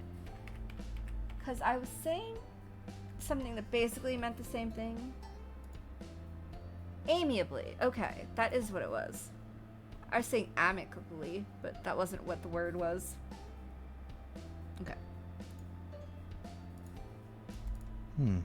Oops. Yeah. Perhaps you're viewing this too much as a party for some undefined mass and the demands of social pressure and such. And Scott, you're seeing it purely as there for the guests to judge, when in reality, the wedding is a day solely for you and your husband. My next recommendation is that you do nothing more for the wedding unless it is truly going to improve your own memories of the event. You're right. I'm sorry. Jude, I'm sorry for making both of us do so much so fast. It sucked. Hey, it wasn't that bad. Jude took Scott's hand and held it between his own. He wore an easy smile and lightly brushed his thumb across his fiancée's skin. If you still want the centerpieces, we should do it. I do. I kind of have a vision for the event. Jude's head fell back and he let out an affectionate laugh at that admission. Yeah? You do, huh? Who knew you'd get a kick out of designing venue spaces? Next birthday, you're on deck for decorations. That'd be cool. Honestly, that'd be really cool. Jude gave his fiancée a light squeeze, then returned to the main conversation. Scott shifted his attention to Baxter in turn. I'll text you the shopping list. That's wonderful. And Scott glanced at Jude and began chewing at the inside of his cheek. He didn't even have to say it. Clearly, he had one more idea. What? I thought of something else recently. Remember that year you rented a limo for your twin sisters on their 18th birthday? Sure. Well, There's sort of a thing where people getting married arrive and leave in fancy cars. So I was thinking, what if we do that for our wedding too? Something like a classic Corvette, maybe? Jude's eyes widened in awe. That suggestion hit the nail on his curly head. Seriously? I want to do that. I'll call around and get it sorted today. Hell yeah. My pleasure. The couple beamed at each other. Jude gently cupped the side of his fiancée's face, and Scott leaned into the touch. Thank you for thinking of that. You probably could have thought of it yourself if I hadn't give you 1,000 other things to worry about. I doubt it. I'm a shitty wedding planner. Besides, sounds to me like you're talking about yourself. I am? Mm-hmm. You've been so busy that you haven't even told Baxter about something important we've still got to schedule for the ceremony. Stunned, Scott searched for a shred of what Jude was talking about. Nothing could be grasped in his panic state. Jude decided to let him off the hook. We want to have a candle lighting ritual. Perfect. Oh, that's a delightful idea. We already have the candle for it. We just got to make sure it doesn't get skipped. That was something we wanted for the both of us. that's true. Yeah, Jude's right on all accounts. I can't believe I forgot about that. Could you make sure the officiator doesn't forget? Absolutely. That's what I'm here for. And so you finally finished the day's intended discussion in a far livelier atmosphere than how it was at the office. Both Jude and Scott had an easier time with the process and vocalizing their thoughts when they were shooting the breeze than they did under a more professional interview. Baxter's improved party planning skills were impressive. He had grown leaps and bounds. Even Terry and Miranda were pleased at how this meeting went. Against all odds, Baxter proved within a matter of days that he was someone they could rely on for this wedding. Once the centerpiece details were exchanged, the group split into teams. Jude and Scott set off for home, and the remaining 4 of you hit the road to the craft store. Although technically you all could have squeezed into Terry's van, Baxter unlocked his car with a beep. After confirming the location you were going to, he followed behind in his own vehicle. Once you'd arrived, you waited near the front of the craft store. Baxter must have gotten stuck at a light since it took another few minutes for him to show up. He gave a jaunty wave and sped walked over. Hello. Hello, everyone. I see we've gotten here safely. Pleasantries were had, and the gang pressed onward. Miranda broke away from the group with a clear mission in mind. She rolled an orange cart enthusiastically. Now you were ready to go. Baxter grinned at her in return, but gave the line of carts a glance. We should take another. One cart likely won't be enough. Agreed. Good call. You shrugged your shoulders and fetched a second cart. Every single candidate was the same sun-faded plastic. You took the nearest option. Excellent. Let's proceed. Miranda led the way into the heart of the store, both carts clattering along on old squeaky wheels.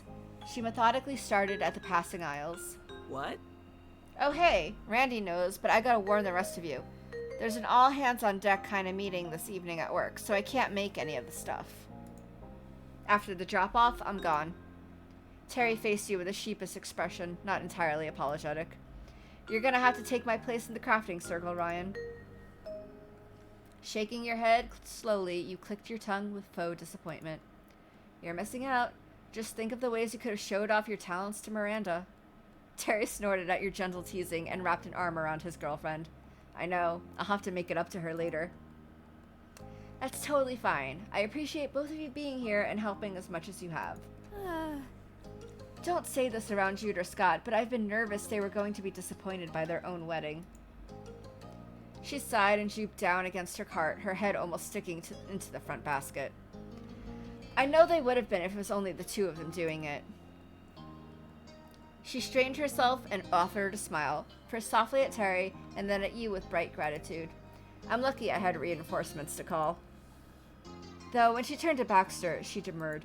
Thank you. You've been great to have on our side too, Baxter. Thanks for accepting the job. You didn't have to. Most planners wouldn't. Gladly. I do this gladly. Everyone has placed a lot of faith in me, and I want to honor that. Baxter fidgeted with his collar as Miranda kept her soft eyes on him. Terry chuckled. You are so sweet, Randy. Of course we're helping you. And we should get back to doing that. Time's a-wasting. Oh yeah. Sorry. Browsing resumed, and you began checking off the supply list Scott sent. The collection had you going all throughout the building, some items needing a real hunt. Does color or scent matter more for the candles? Because I'm only finding white candles and coconut. Maybe? Jude likes coconut at least, but I don't think that'd fit a formal wedding.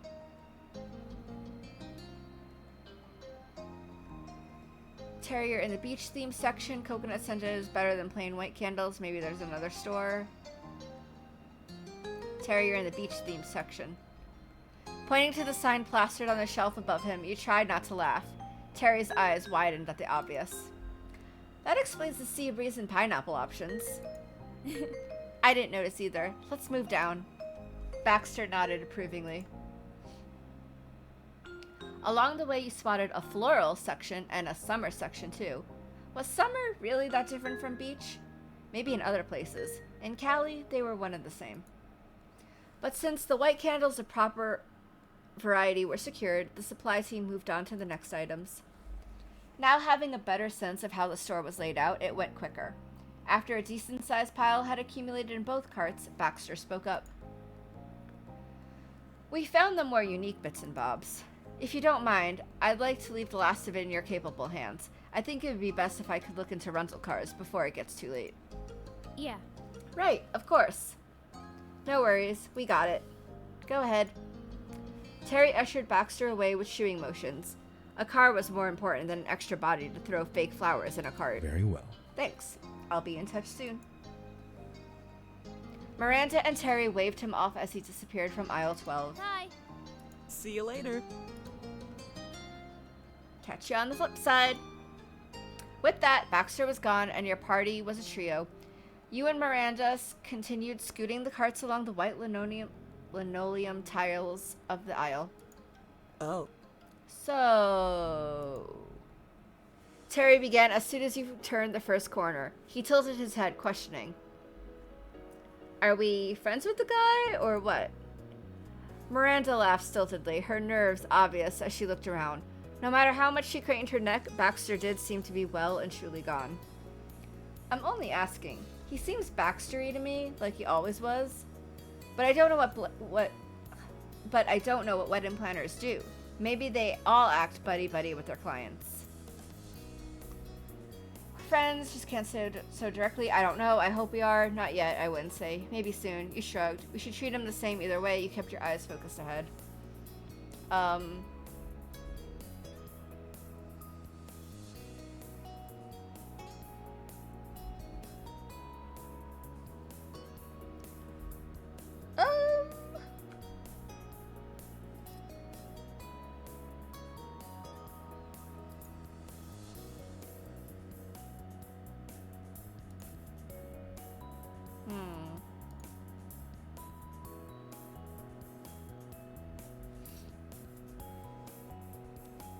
We'll just go with I hope we are. Terry's expression tightened as he thought your words over. Guess we'll find out after the wedding. Until then, I'm gonna bet we are. Well, No matter what, I'm glad we got to see each other again. And not just because he's doing my big brothers a huge favor. Terry is the one who always tried to get free rides out of him. Terry burst into laughter and couldn't deny the charge. It was nice to have other people reminisce about Baxter with. He'd stepped into your life in a big way, then tried to erase himself completely. It hadn't worked, not for you, or anyone else he'd met that summer. The marks he left on your memories were too bold. He'd never be able to be completely blotted out. He was a part of your history, and now he was important to your present. But it was time to refocus on the task ahead. Terry didn't have many minutes to spare, so you had to hurry. What else did you need to find again? You rushed up and down the entire store, the carts rapidly filling. Meanwhile, Baxter hung out on a bench at the front with his phone glued to his ear. He fluttered the fingers of his free hand whenever he noticed your group shooting past. You spied more flowers and booked it. When each decoration on the list was added to the masses, you approached Baxter. His phone was still in his grip, but he was no longer on call. How are you? Hello. Were you able to find everything? He inspected the carts, trying to visually sort through the chaotic lumps of stuff. Yep, I think so. Everything except a chocolate fountain. I'm totally saying everything except a chocolate fountain. You gestured to your cart, which was indeed bereft of a fountain. His lips twisted wryly. What an unfortunate loss. You were sure that was an entirely sincere, in no way sarcastic expression of remorse.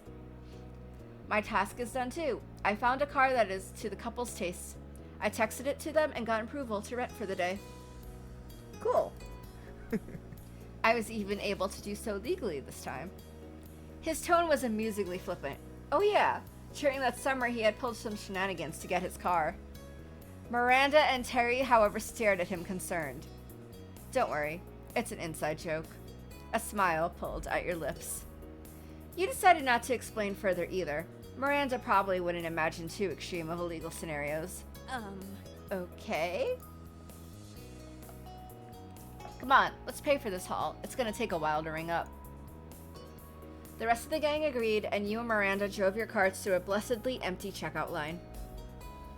After several minutes of listening to the beeping of items getting scanned, Miranda swiped her card. It was done. As you headed to the parking lot, Miranda checked her phone and frowned at the time.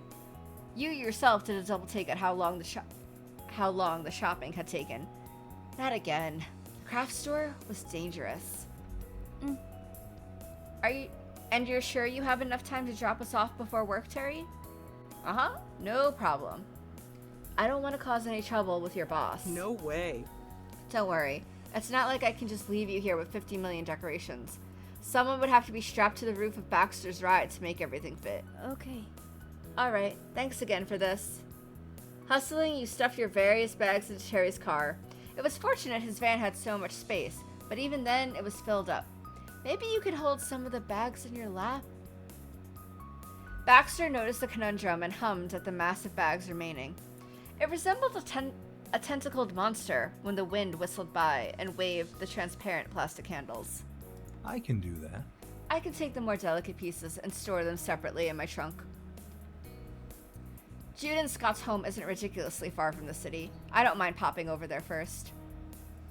Thank you, but are you sure? You don't need to go through all that trouble. Hey, sounds good to me. That'd be handy. Of course, let's pack them securely. Soon enough, the van was once again on the road with Baxter's car bringing up the rear. Does anyone remember how to get to Jude's home? Oh, Well...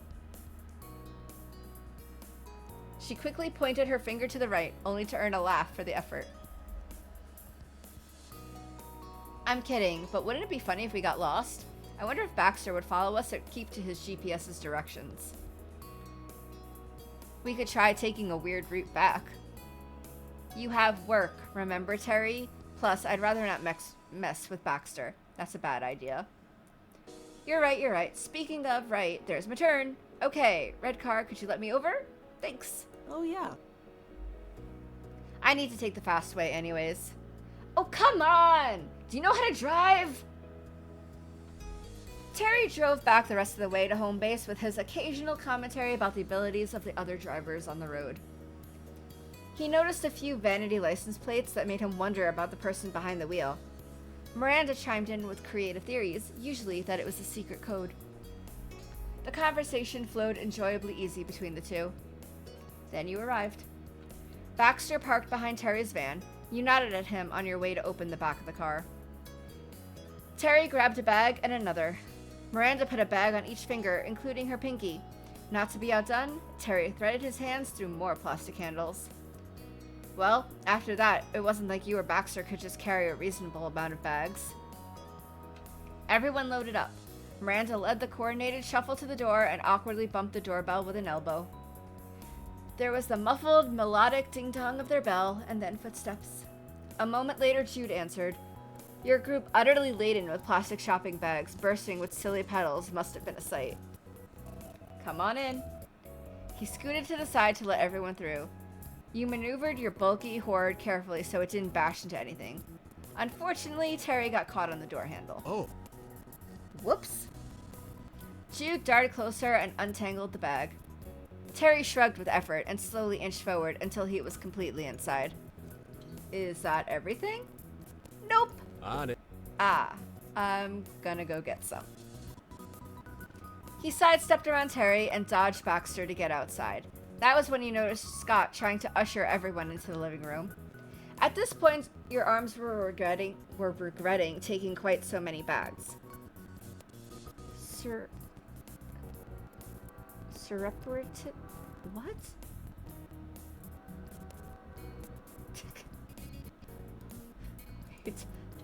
Wait.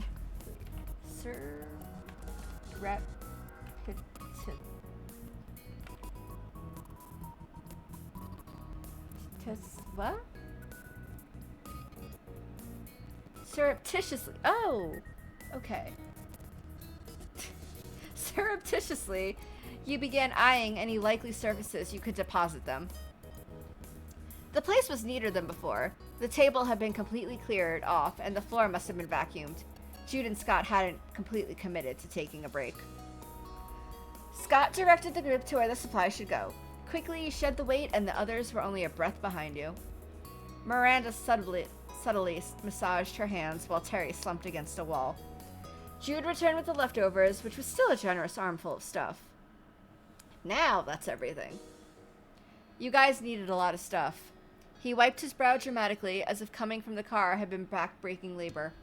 It would have been more of a joke if he wasn't actually breathing hard from carrying so much. Yep. Jude did not humor Terry's act, and added his armful of bags to the pile. 2 cartfuls took a lot of space.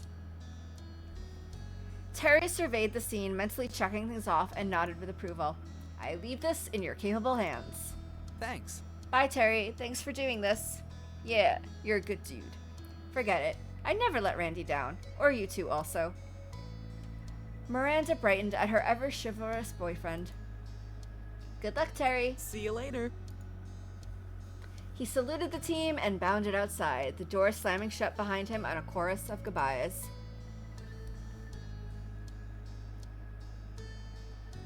In the wake of Terry's big exit, Miranda flopped on the couch with a sigh. Jude immediately raised an eyebrow. Something happened, Randy? You could talk to us if something is wrong. Nothing. And you're busy. Scott looked at her, face creased with worry, but her expression didn't change. His gaze drifted over to you. He was sending "please help me" signals.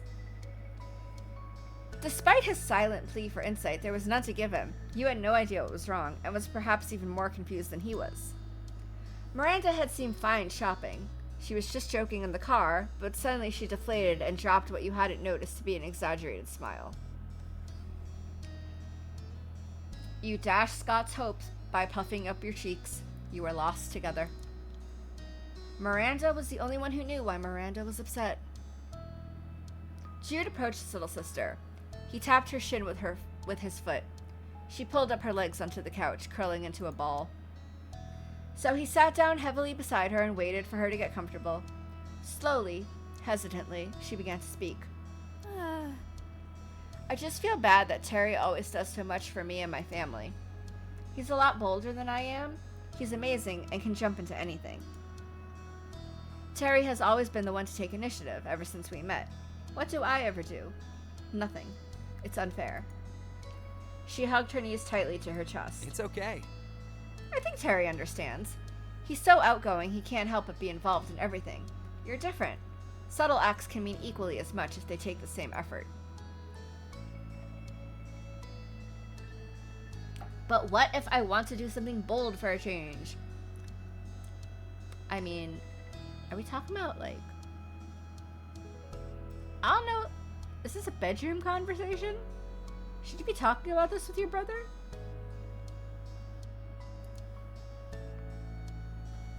Jude snapped his fingers loudly enough to make you jump. Got it. You can propose. That's what Scott did. My big move was asking him to come live with me, but Terry beat you to that one already. What? She gaped at him, completely shocked out of her melancholy. Scott, however, was all in agreement. Oh, What if it happened at our wedding? That'd be the perfect place for a daring engagement. Yeah. That could work. I see. Wedding proposals are traditionally frowned upon. You both are quite gracious to suggest it. Baxter's tone was casual, if anticipatory. Miranda, however, gaped at him, and so did Jude. I forgot you were here, dude. Oh, forgive me for the surprise interruption. Randy flushed with embarrassment and straightened her posture until she sat up properly.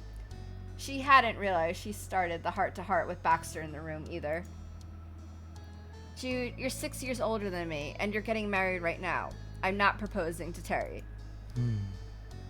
If I'm not overstepping, why not plan a trip to go away together? A nice vacation for myself and a special someone after spending so much time focused on others would be an incredible gift. It doesn't have to be the equivalent of a honeymoon, like Jude and Scott are having, for it to be worthwhile. Simple does the job just as well. I'm no travel agent, but you could think about a day trip or staying somewhere overnight. There are some perfectly lovely possibilities. Miranda tapped the bottom of her lip, considering it. That's a fantastic idea. I can remember a few places that Terry has wanted to visit for ages, and most of them aren't that far. Slowly, her lips turned into a grin. That spark of inspiration had relit her fire. Let's do it. I'll do it. I really will. I'm gonna take Terry on a mini vacation. She turned toward you, her voice reassuring. But I'm not gonna run off while you're here visiting us, obviously. It'll be later. You smiled, appreciating that she addressed that before you even had the chance to worry about it. Her thoughtfulness was sweet. Thanks for clarifying. I didn't think you were going to leave me here to house sit or whatever. I support your plan. Terry's gonna love going on a trip with you. While you weren't one to be shy, you understood that Miranda was very different than you. For as long as you've known her, she often struggled with confidence. This was a great opportunity for her to try something new. She should be proud of herself. You're really nice. Thanks everyone for listening to me. I'm sorry for being distracting. We've gotten completely off topic. Hey, the party is not more important than the people attending it. Jude hooked an arm around his fiancée and lightly squeezed. Scott leaned into the embrace. Baxter watched the scene with an air of distant contentment, like an audience member for a documentary. Then he cleared his throat. Good. Good luck, Miranda. I should be leaving soon. However, before I do, let's take a moment to discuss what we will do tomorrow. If the centerpieces are the final element, we won't need to meet in the morning. We can decide what to spend time on now, if anything. Scott and Jude exchanged glances and reached a decision. Jude tilted his head back to Baxter first. We could go clothes shopping, or we could try slow dancing. It's doable. Both are doable. We can have a day of formality. The couple smiled and leaned into each other. Jude spoke directly to his fiancée. Good call. And we can give everybody else a break. I think me, you, and Baxter can handle the rest. Scott agreed with a brief nod. Yeah. The others have done more than enough. It's settled then. Baxter's clear voice filled the room with an announcer's flair. We'll have an eventful afternoon before the big event, but it will be the perfect finishing touch.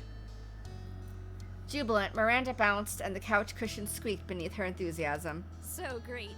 That's so great! Thank you, Baxter. He chuckled and once again tugged at his collar. Thank me after the wedding is over. Yeah. Miranda's attention drifted to the intimidating pile of decoration supplies. Will you be fine finishing the centerpieces? I think so. There's not much to do to actually put them together. It should go a lot faster than other things. That's good to hear. Goodbye for today. Well now, if you'll excuse me, I won't hold up your progress. I'll see you tomorrow. Jude and Scott especially, but I do hope the entire committee will be there for the last meeting that night. Wait. Baxter stopped and focused on Scott. For the special last meeting? Why don't we have it here instead of in the office? Yeah, it's not like it'll be your first time coming over. You're already here today giving advice. You're too kind. Inviting me to your home? You are too kind. He wasn't able to answer right away. His brain was probably weighing the pros and cons, thinking of the potential ways that his choice could explode in his face. This matter was far more important than frozen desserts. Well, I would be glad to accept your hospitality. Done. All right, Okay. then we'll be here tomorrow night. Yes, good evening, everyone. Bye! Goodbye, see you soon, have a safe trip, I'll see you out. He waved, he walked to the door with him.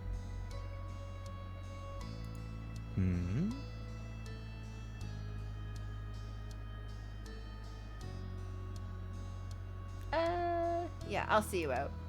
You will, Quite the proper host. Yes, I am. You reached forward and opened the door for him exactly like a proper host. Baxter went through with an appreciative nod, but he didn't expect you to follow. You led him to the end of the driveway and then to the opposite side of the street where his car was parked. The politeness in his smile began to crack. Oh my god! Hi, Pops! Oh no. Were you trying to fix the fence? He kept glancing your way, wondering where in this short trip you were planning on leaving him. You weren't sure yourself, but each time he caught your eye, you felt compelled to continue. You didn't stop until you were standing at the nose of his shiny car. Oh boy. Did you get it fixed, or did you give up on getting it fixed?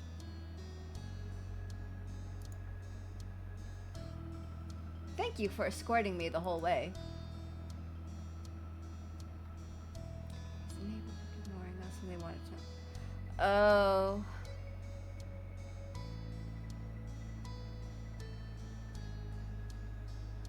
Huh. Okay. So semi-fixed, but too damn hot.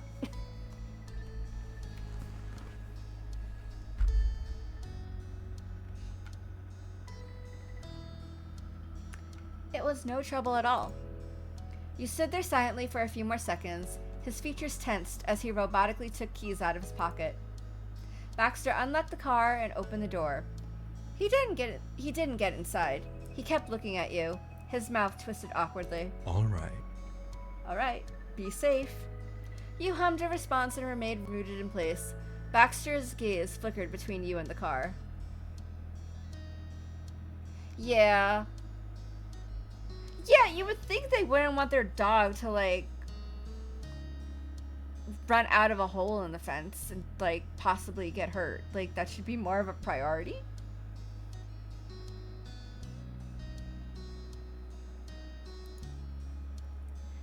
Could you please move off the street? I wouldn't want to hit you when I pull out. Fine, I can do that. Stopped on the sidewalk. Hopping up on the curb, you balanced on the edge so you could watch him leave. Baxter's jaw dropped in disbelief. Are you sure? Are you certain you don't need to return to your friends? I can wait to pull out until you've gone inside. I don't mind. Nah, I'm fine right here. You can go first. Baxter's posture straightened under your unyielding gaze. He folded his arms defensively. What's wrong? Everything's fine, Ryan. He'd given up pretending that he was ever going to leave with you watching. Now you were simply at a standstill. Alright, spill. There's no reason to keep hanging around. Finally, he smiled again. Since the jig was up, he wasn't going to feel sorry for it. To be honest, Honestly, it wasn't my intention to leave in the first place. I wanted to get some ice cream. From an ice cream truck, is what I mean.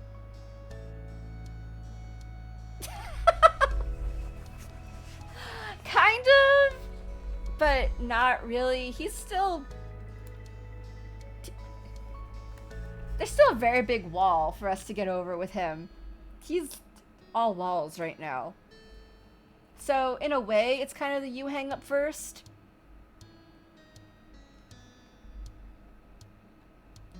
Added context flew from his lips the second his initial response hit his own ears. When I dropped you off here yesterday, I remembered this was the general area it covered. I checked online to confirm that was the case, and that it had the same route. The longer he spoke, the more squared his shoulders. It was as if he needed to reassure himself that he was still a mature adult to counterbalance his desire for ice cream. Yes, he is being the sassy little shit that he is. I wanted to punch him earlier. so Since I was already here, I didn't see any reason I couldn't patronize the truck again. So that's why I'm in no rush. Please, don't let me hold you up. I'm sure that you're eager to rejoin the others. Not in a hurry either. Ice cream sounds good. What? You're trying to hold out on me? I wouldn't mind some ice cream. That's adorable. You laughed at his unexpected turn. You shook your head with zero intention of going anywhere. Okay. I want to say that's adorable, but I also want to say what? You're trying to hold out on me.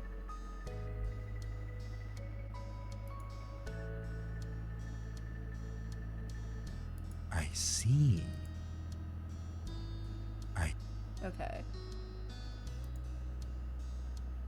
I see. Okay. Sass does get sass in response. They both kind of go the same way. So it just depends on if I want to go the what? You're trying to hold out on me way, or just like outright just tell him he's adorable. We're gonna go sassy. What? You're trying to hold out on me? Arching a brow, you mockingly put your hands on your hips. Baxter gaped at you. I see. I see how it is. Yeah, I'll text Miranda and let her know I'll be back soon. Baxter carted his fingers through his hair, the corner of his mouth crooked. At this point, it is out of my hands. You know what I'm up to, and it is a public activity. Who am I to say you're not also welcome to visit the neighborhood ice cream truck? Uh-huh, that's right. So, unexpectedly, the two of you looped through the nearby streets, keeping yourselves on alert for any sign of the ice cream truck. Luckily, it didn't take long to locate. The melodious sound of the well-known tune drew you both in, and then it came around a curb. Decked out in faded posters, rolling along under the setting sun, it looked like it drove straight out of your memory. If it was the same truck from 5 years ago, that wouldn't surprise you in the slightest. Huh. We found it. You caught a brief sparkle in his eye and a hint of a thrill in his voice that instantly caught you off guard. Together, you darted ahead to flag down the ice cream truck. After a minute, the side window snapped open. Hello, hello. What kind of sweets do you two want today? Baxter stepped even closer, flashing his dazzling grin.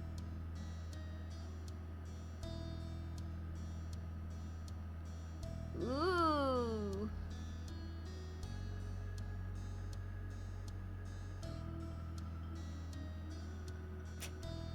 I mean, look. 900 is a ridiculous amount. Having 130 of them is actually really good. Hello. I appreciate you stopping for us. We appreciate it a lot. Of course, people of all ages love ice cream. It's a little joy that brings us all together. That's very true. Would it be possible to get an ice cream sandwich? Oh, and some napkins too, if possible. Can do. And you? She leaned slightly out of the truck. You hastily glanced over the menu. It was even more sun-bleached, but the shapes were distinct enough to tell apart even with the washed-out colors.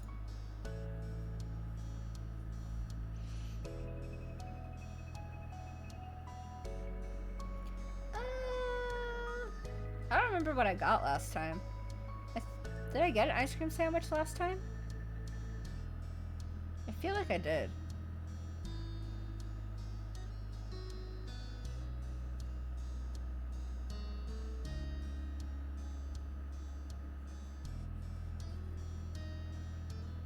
Sunday cup.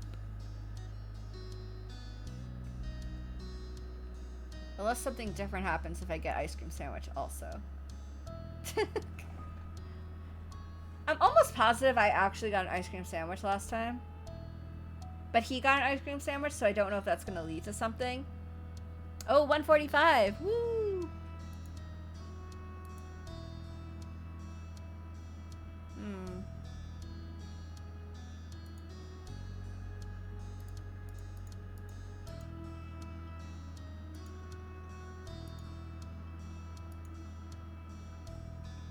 Okay. I don't think it actually matters. I think it's just like, it's one of those things where, what are you gonna get? I like an ice cream sandwich, so we're just going with that. Sounds great. After that, you and Baxter paid for your frozen treats. The lady gave a toothy smile. Thank you so much. Alright, give me 1 minute, is what she said before ducking out of sight. In her absence, neither you nor Baxter uttered a word. The only noise between you was the faint sound of the woman rummaging through her own truck. Just as promised, she returned about a single minute later. Baxter retrieved his desired ice cream sandwich and a handful of white paper napkins. The woman extended her arm out to you next, passing your ice cream sandwich. Thank you so much. Have a fantastic evening. I'll be enjoying mine much more with this. You're welcome. The woman laughed at his niceties and then latched up the window. You waved as the truck roared to life before puttering along the street. Well, I suppose we should start finding our way back. Yeah. Baxter strolled leisurely along with his free hand in his pocket and the other carefully pinching his treat. You kept up with him, sampling your own frozen dessert. Baxter waited for you to complete your first taste. His brow raised curiously seconds before he voiced his question. what do you think? That was yours. We got the fucking same thing! It's really good, kind of alright. It's actually pretty shareable. Better than not having a treat. It's really good. Glad to hear it. I'm glad. Baxter visibly brightened at your genuine answer. He returned to his own thoughts after that. It struck you that as long as Baxter was placated with his dessert, he wasn't running off. For the first time in a long, long while, the two of you might actually be able to talk. Maybe, I don't know.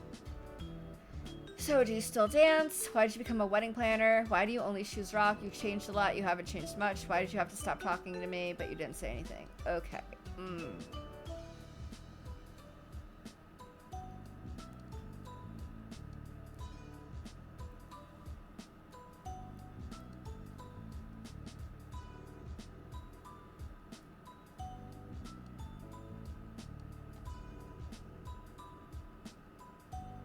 No.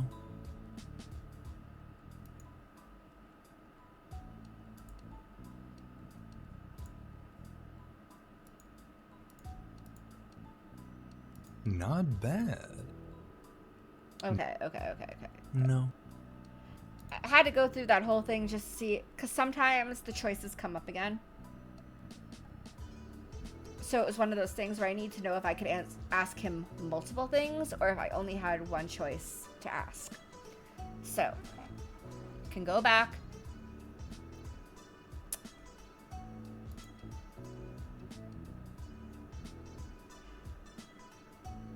I don't know how many questions I'll have, though.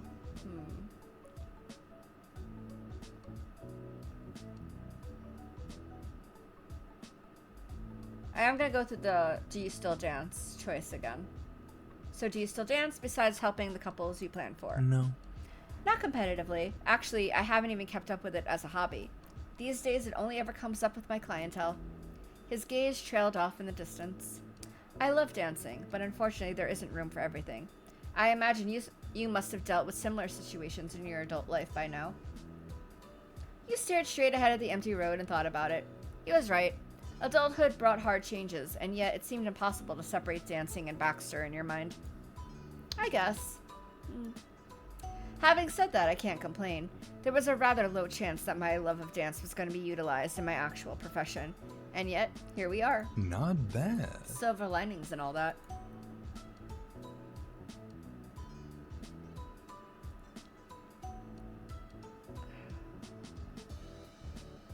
If I can get one more question after this.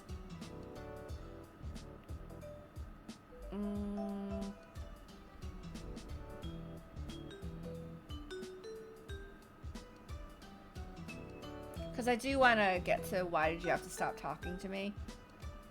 But I want to, like, ease him into it by asking other things first. So I don't know how many questions I'm going to have. Why do you only choose rock? We're going to go for it and hope that we get another question. Oh, that's an unexpected query. Is it? That's not a normal thing to take such a committed stance on. I've been wondering about it this whole time. Truthfully, it's my favorite option out of the bunch. A nice fist. Simple. Effective. Baxter's free hand tensed in the aforementioned representation of a rock just long enough for you to see it. Then his fingers loosened. But rather than why I chose rock out of the three, I imagine you're more intrigued on why I only use one in general. I'm good with hearing both. How nice. Well, I've done it about as long as I can remember. It made the game more enjoyable in my youth. The petty types of decisions that were best suited to be decided with randomness mattered little to me. It was far more amusing to see who would use the advantage that they had to win, and who would be willing to take the loss and why they seemed to do so. Baxter glanced toward the distant sky. At the bare minimum, I'm not that much of a brat any longer. to be honest, As an adult, I use it mainly to get away with not making decisions of my own. Whoever is playing with me has the responsibility to win or lose, because what they're up against is preordained. I don't even need to choose which symbol my hand takes. It's easier that way. Oh. Aha.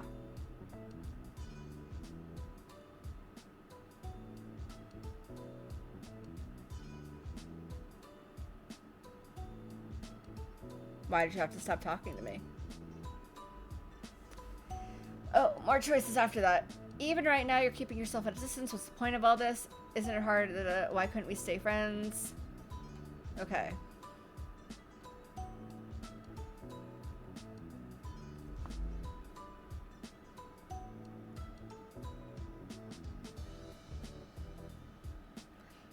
I mean, I could ask why couldn't we stay friends, but we were friends and yet we weren't because we dated. So like, this isn't a friend line.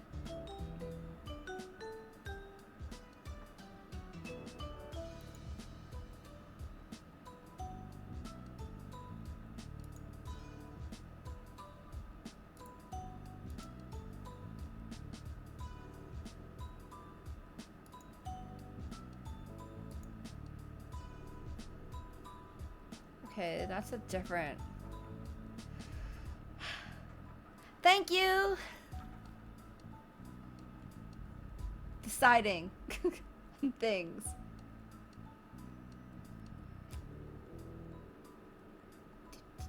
I don't know which path I want to go down.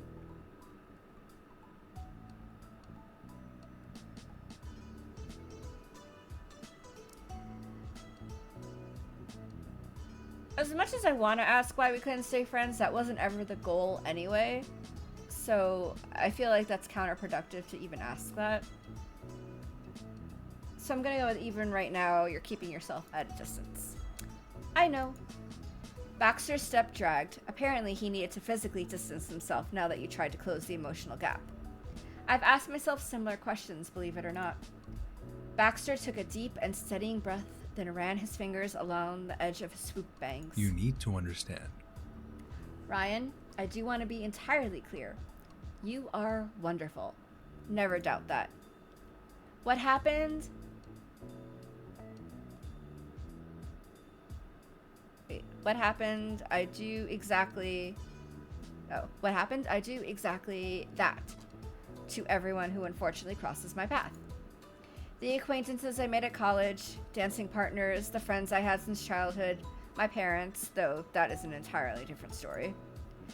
The point of the matter is, excluding those I interact with regularly due to work, I have no relations whatsoever. That's simply the way it goes. You found his words incredibly hard to believe. Nothing was simple about his explanation. Baxter cut things off there. He was not willing to deal with that part of himself, but surprisingly, he also didn't take it out on you as he had any other time you tried to get personal. The topic just drifted and you let it. It left a truce between you both in that moment. And for the evening, you can make peace with that. Oh, we still had questions. Why'd you become a wedding planner of all things? It was difficult to comprehend. Why, out of all the possible careers out there and the plans he had made for his future, why had he ended up in a relationship-based profession? Ah. Baxter held on to your question for several more moments. He closed his eyes consideringly. Let's see. I received a degree in business management, after all. I always assumed working with fellow employees within a company would be preferable to dealing with the wider public. However, in practice, I found that event planning best suited my strengths.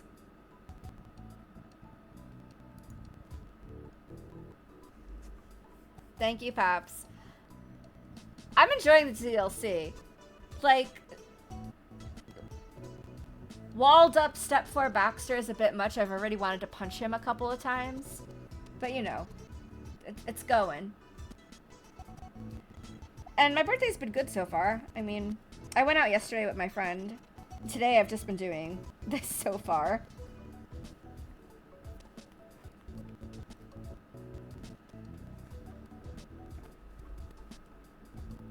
I'm fortunate, thanks to my upbringing, I happen to be well acquainted with formality and what it takes to authentically achieve it for an event. It's a unique kind of direct experience to wield. Additionally, I deal well with high levels of control and detail work one must take in a stressful event. When it comes to work, I absolutely can make decisions. It's only in my personal life where I lack conviction. And that's most suited in bursts with different people rather than a long-term position in a consistent group. You can easily get sick of someone who needs everything to be just so. Baxter finally paused to breathe. You could sense his focus trailing across your furrowed brow, and that only made it worsen. His appraising response was a barrier rather than an answer. My job makes me happy. The ups and downs are worth it. Oh. I enjoy seeing people at their most joyful, knowing that I contributed to making it happy. At least, ideally, they'll be joyful on their wedding day. I've long since realized how straining and unpleasant the whole planning process is. It never seems to matter how much I try to smooth out the process. It all happens in such a frantic flurry, one can scarcely keep up. But when the day comes and I've done my job right, then the entire event will be an unforgettable moment. And once it's done, it's done. So, I believe you could see why this position was a fitting match. I get it.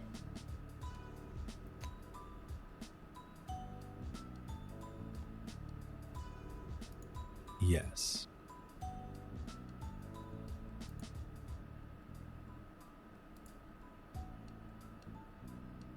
Really?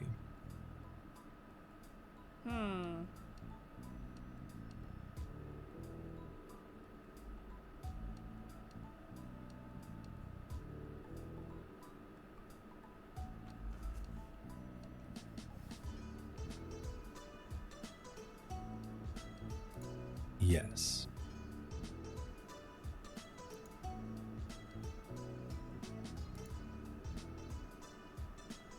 Yeah. Okay.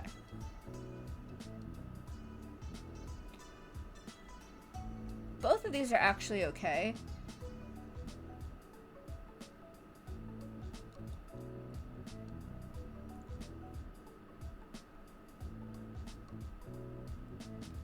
I'm gonna go down the you haven't changed much path, though. Yes. I have to agree. I don't feel like I've changed in the slightest. I'm an actual resident of California now, and despite living here for nearly a year, I haven't so much as dipped my toes into the ocean. I'm still far too nervous for that. Embarrassingly, I'm not a beach man like Terry. I'm not even the bee man anymore. He calls me Baxter. The former bee man's voice grew quieter. That level of transparency didn't last long. Baxter quickly changed topics, but his sadness lingered in his eyes. My taste in ice cream hasn't evolved, and neither has my ideas for outings. Truthfully. I can say that I've improved some talents over the years and found a less eye-catching sense of style, but for anything meaningful, there's been no growth. He was right in some ways. Baxter was a diamond that showed different facets in the light.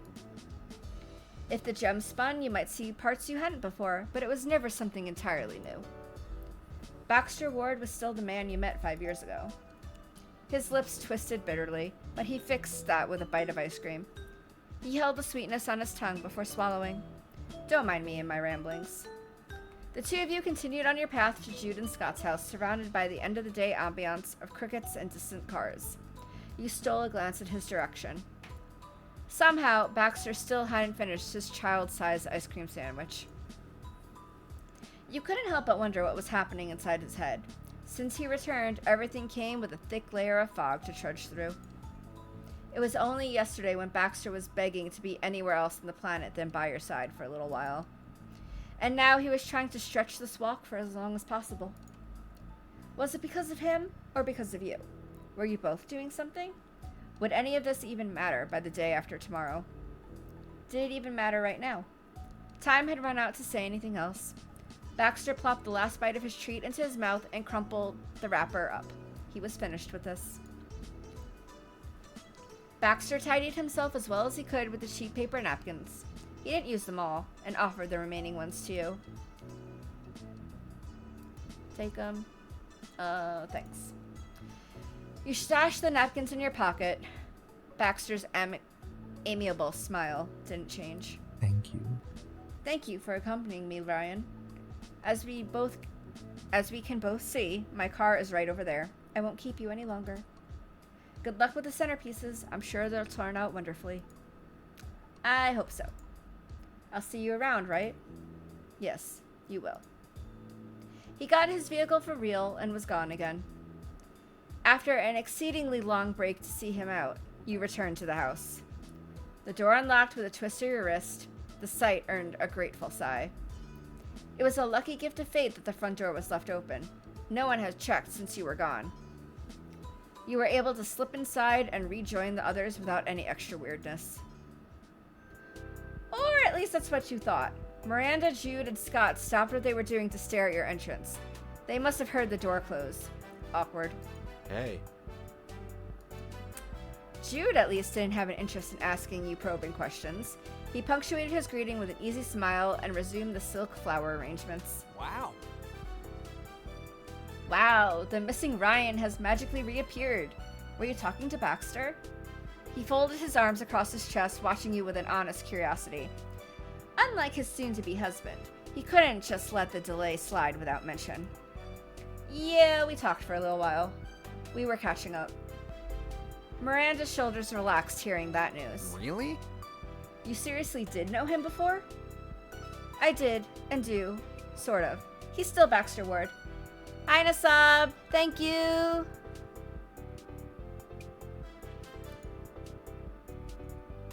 Letting that information sink in, Scott removed his glasses and idly cleaned the lenses on the ends of his shirt. He slipped them on and then sheepishly scratched the top of his head. I know this Baxter stuff is old news for you, but I'm finding it hard to imagine.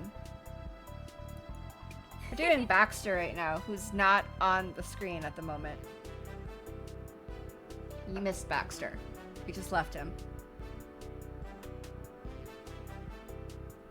They're getting married, these two.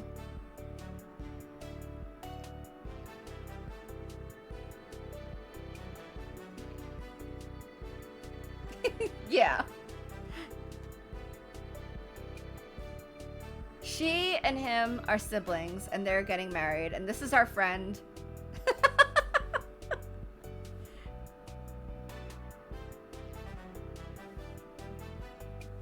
I mean, you can't actually date him, so that would be a feat.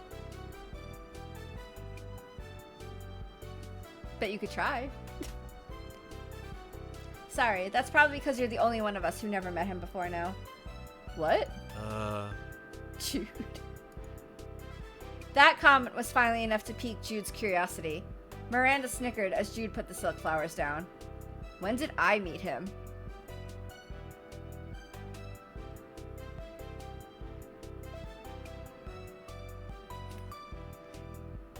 Stop. Those are freckles.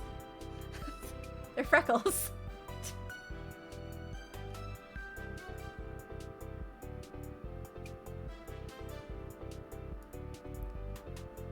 Well, you didn't talk to him, but had to have seen him. No clue. That, I'm more confused. No, freckles.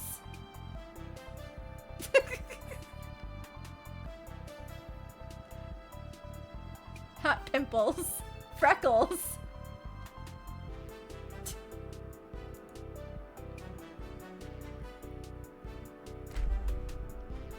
Remember my 19th birthday party? He was there. Your 19th birthday? Yes, he wasn't there as a guest. Baxter was one of the main people who put the whole party together. Oh, okay. You called them chest acne. I wasn't sure if you were like saying that in a funny way or if you actually realized they were freckles. Jude's brow pinched, and he gazed into the distance at nothing in particular, searching the recesses of his mind. At last, a spark behind his eyes brought him back to the present. I remember one dude, the edgy kid who kept messing with a chocolate fountain. Why was he there? That's the real question. Your grin stretched ear to ear, hearing Jude's recollection of Baxter. How typical of him.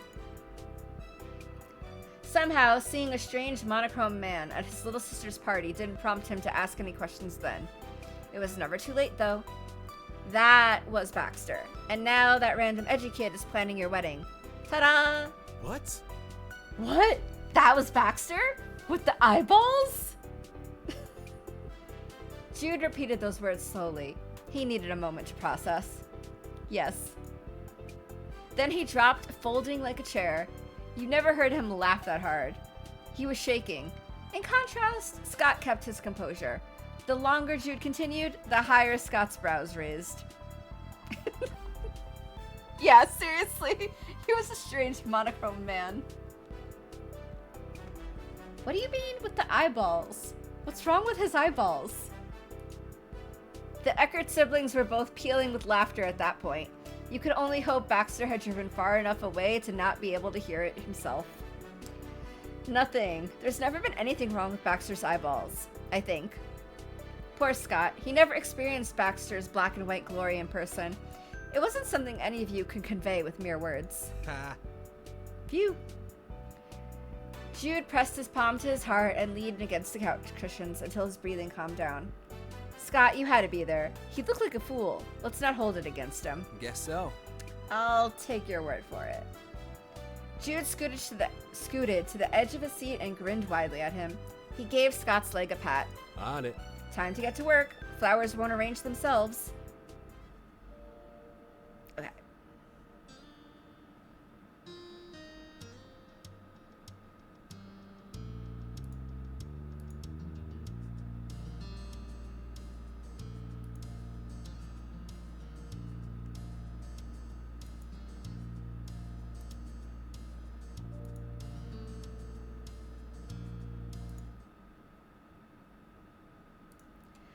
Okay, so this moment is taking way too long.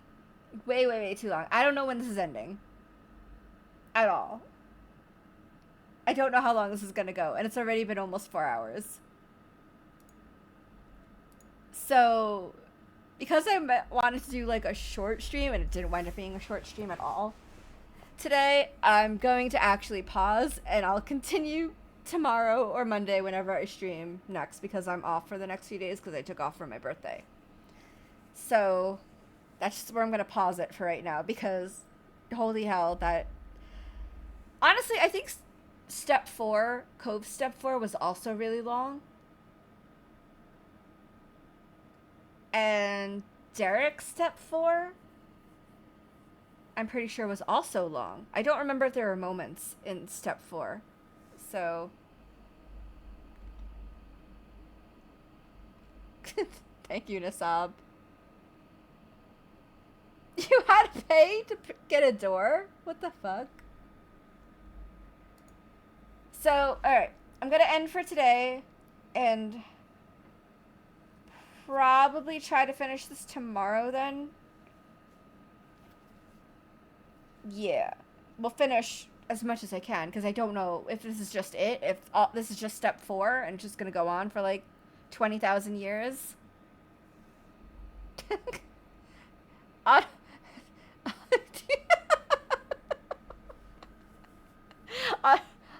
Automa didn't like that, Paps.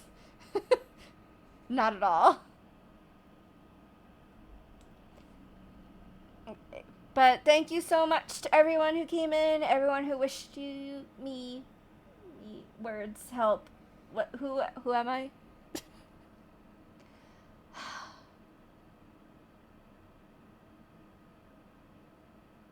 Give me a moment. Okay, thank you to everyone who wished me a happy birthday. I'll be back tomorrow. And have a great rest of the day. Goodbye.